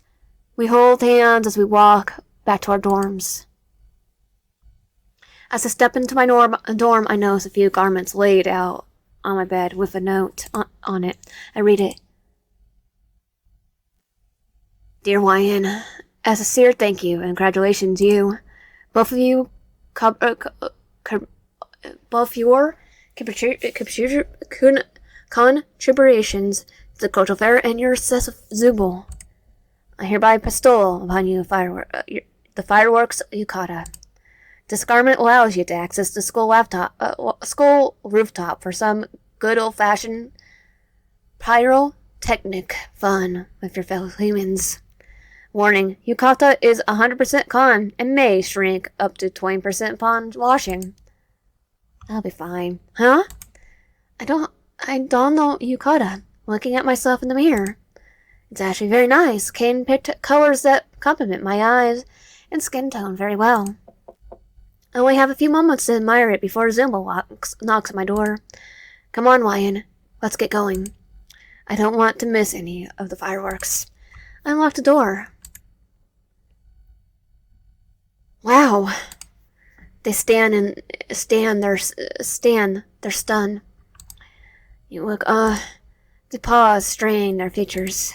Good. You look good. Yukata fits you well. You look really good too, Zooble. Zooble blushes. Thanks. Do you want to, hold on, hands on the way there? I nod, taking their hand in mine as we walk together. The air is surprisingly warm for this time of year, even though the yukata is a little thin. I don't feel cold at all as we head to the school building. Honestly, Wayne, I was expecting to really get close with you. Sometimes at the school, especially with Kane being the way he is, it's hard to form attachments. It's like, I think a yukata would be a little warmer than the school uniform. It feels like people just show up and leave whenever Kane gets bored. But you're different. I can't quite put my finger on it, but there's just something about you. I blush. Something that really special to me. So I guess what I'm saying is, don't go disappearing on me, okay? You mean a lot to me. I promise I won't, Zooble. You mean a lot to me too. We share an easy smile as we walk hand in hand into the school and head to the rooftop. When we arrive, our friends are already crowding around us. Zooble and YN sitting in a tree, Kissi. Poppy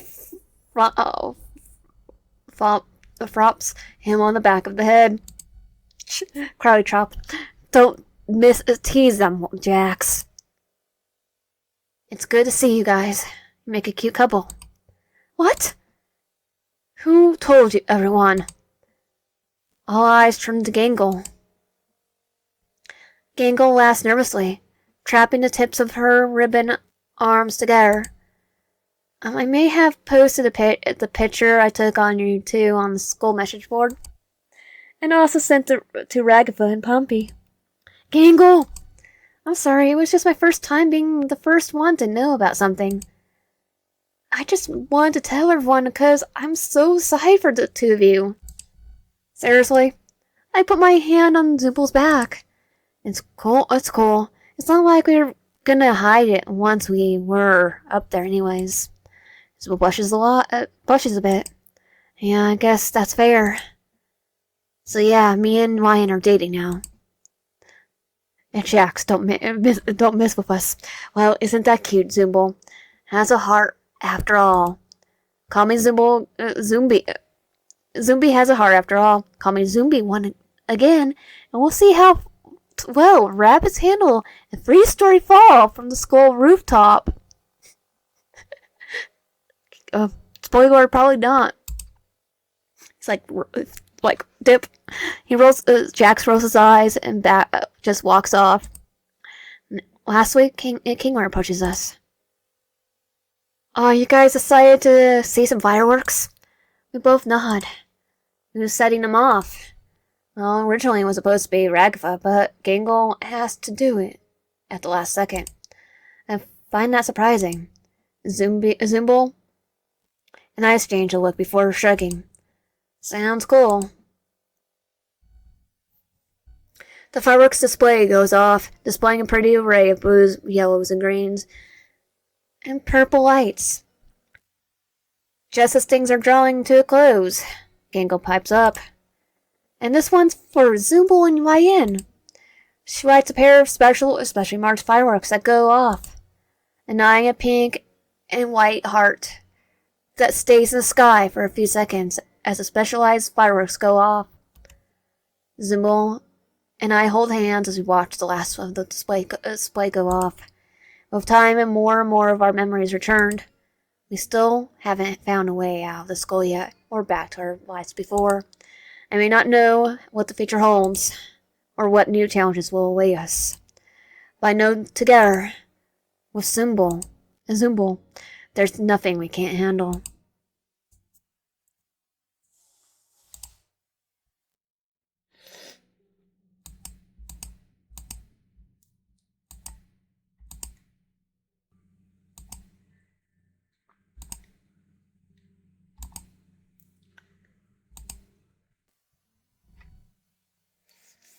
And that was Zooble's route on the amazing digital dating simulator. If you want my content, please consider subscribing, liking the video, and coming down below. I'll see you guys next time.